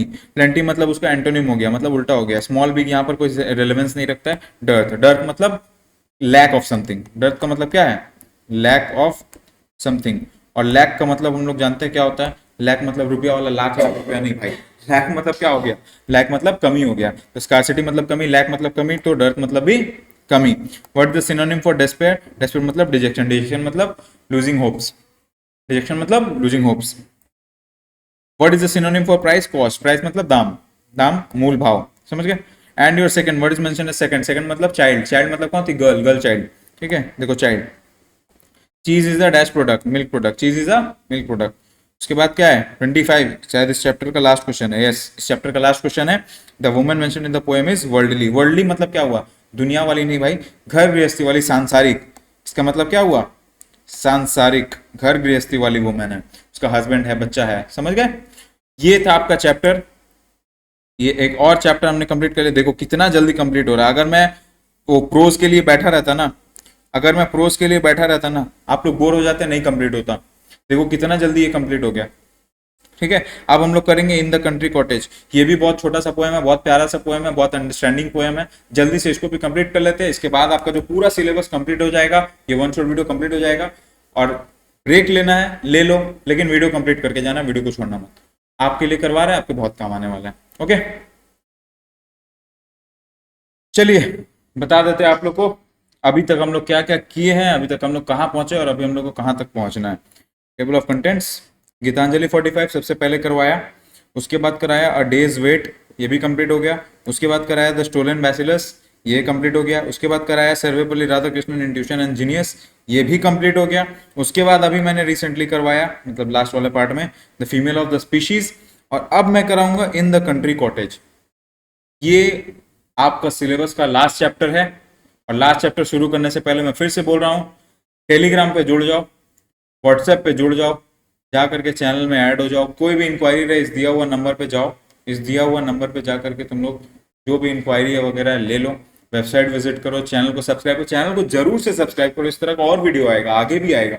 इंग्लिश में भी आप लोग आगे कंटिन्यू ना हो, लेकिन अदर सब्जेक्ट्स है बीकॉम में, राइट, तो वो सब भी आते रहेगा। और फ्रेंड्स लोग से वीडियो को शेयर करो और चैनल को सब्सक्राइब करवा दो भाई। समझ गए?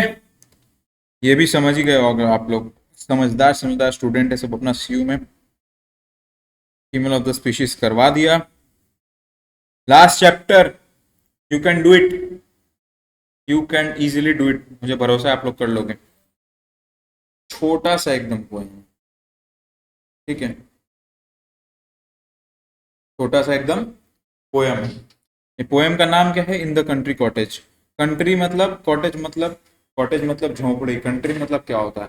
कंट्री मतलब देश का बात नहीं हो रहा है, कंट्री मतलब थोड़ा सा जो विलेज जो होता है ना, ओल्ड टाउन जिसको बोलते हैं, ठीक है, उसको हम लोग कंट्री भी बोलते हैं, ठीक है। जैसे म्यूजिक में आप लोग सुनोगे कंट्री म्यूजिक, तो वो ओल्ड टाउन विलेज टाइप का म्यूजिक जो होता है फॉरेन में, कंट्री म्यूजिक बोलते हैं। तो कंट्री कॉटेज उस तरह का बोलने का मतलब है, और कुछ नहीं है।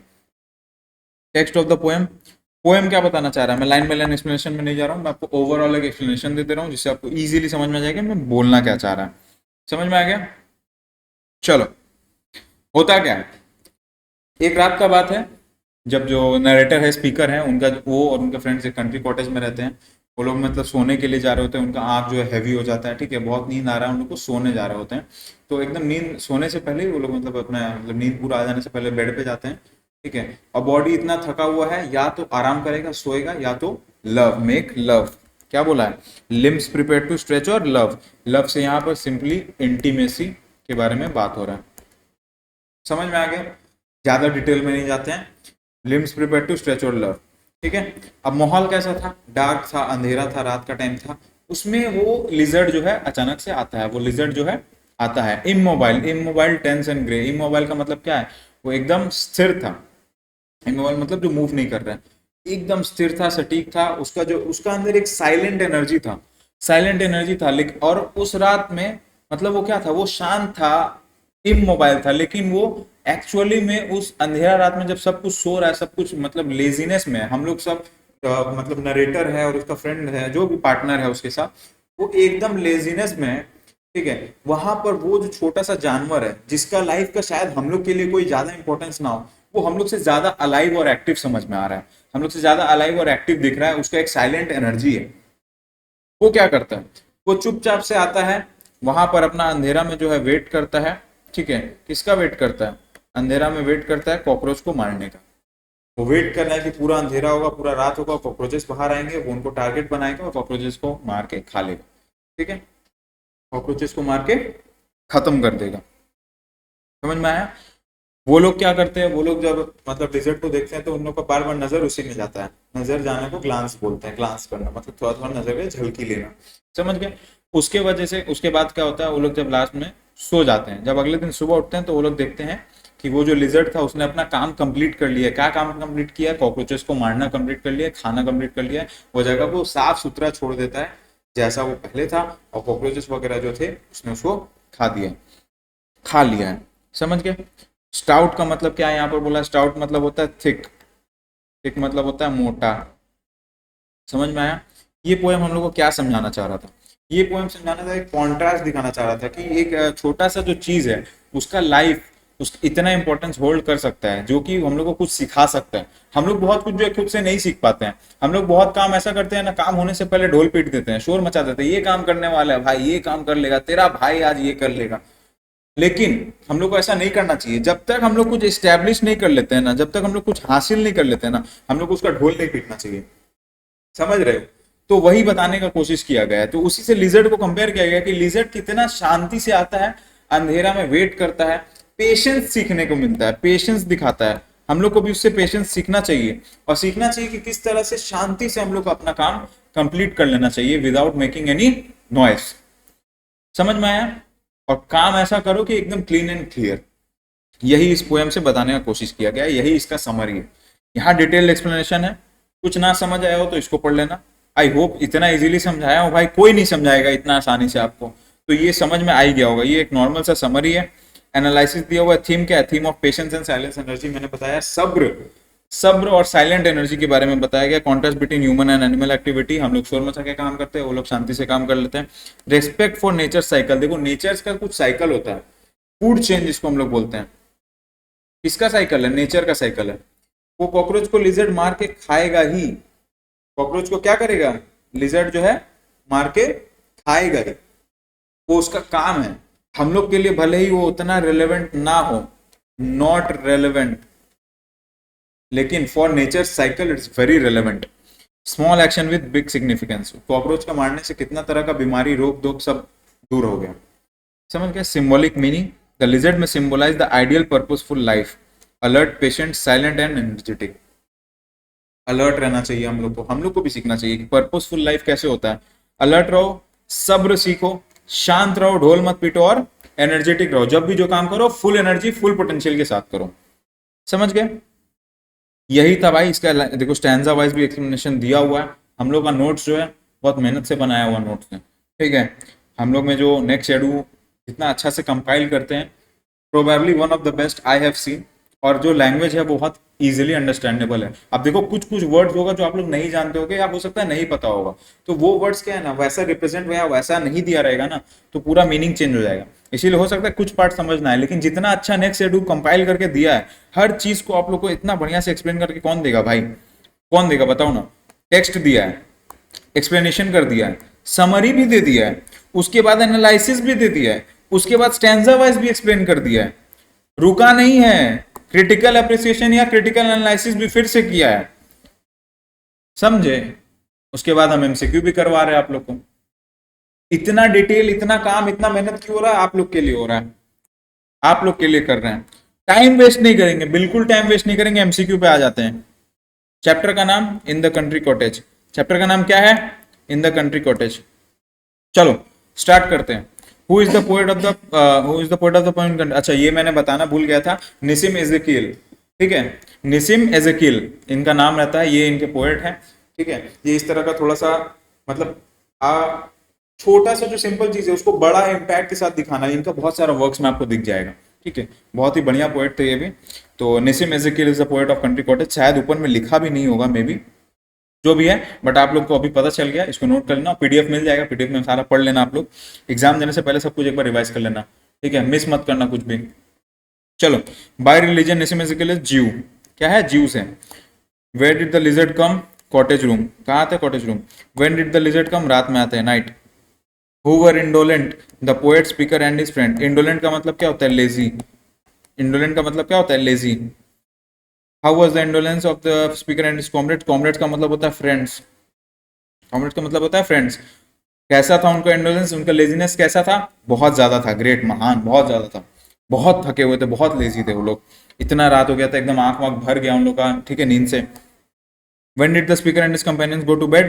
ठीक है, before they felt sleepy. Just नींद आने से पहले वो लोग बेड में चले जाते हैं अपने, okay. What do you mean by the eyes were heavy? Eyes were मतलब उन लोगों को नींद आ रहा है, ठीक है, feeling sleepy. Their limbs were prepared to stretch.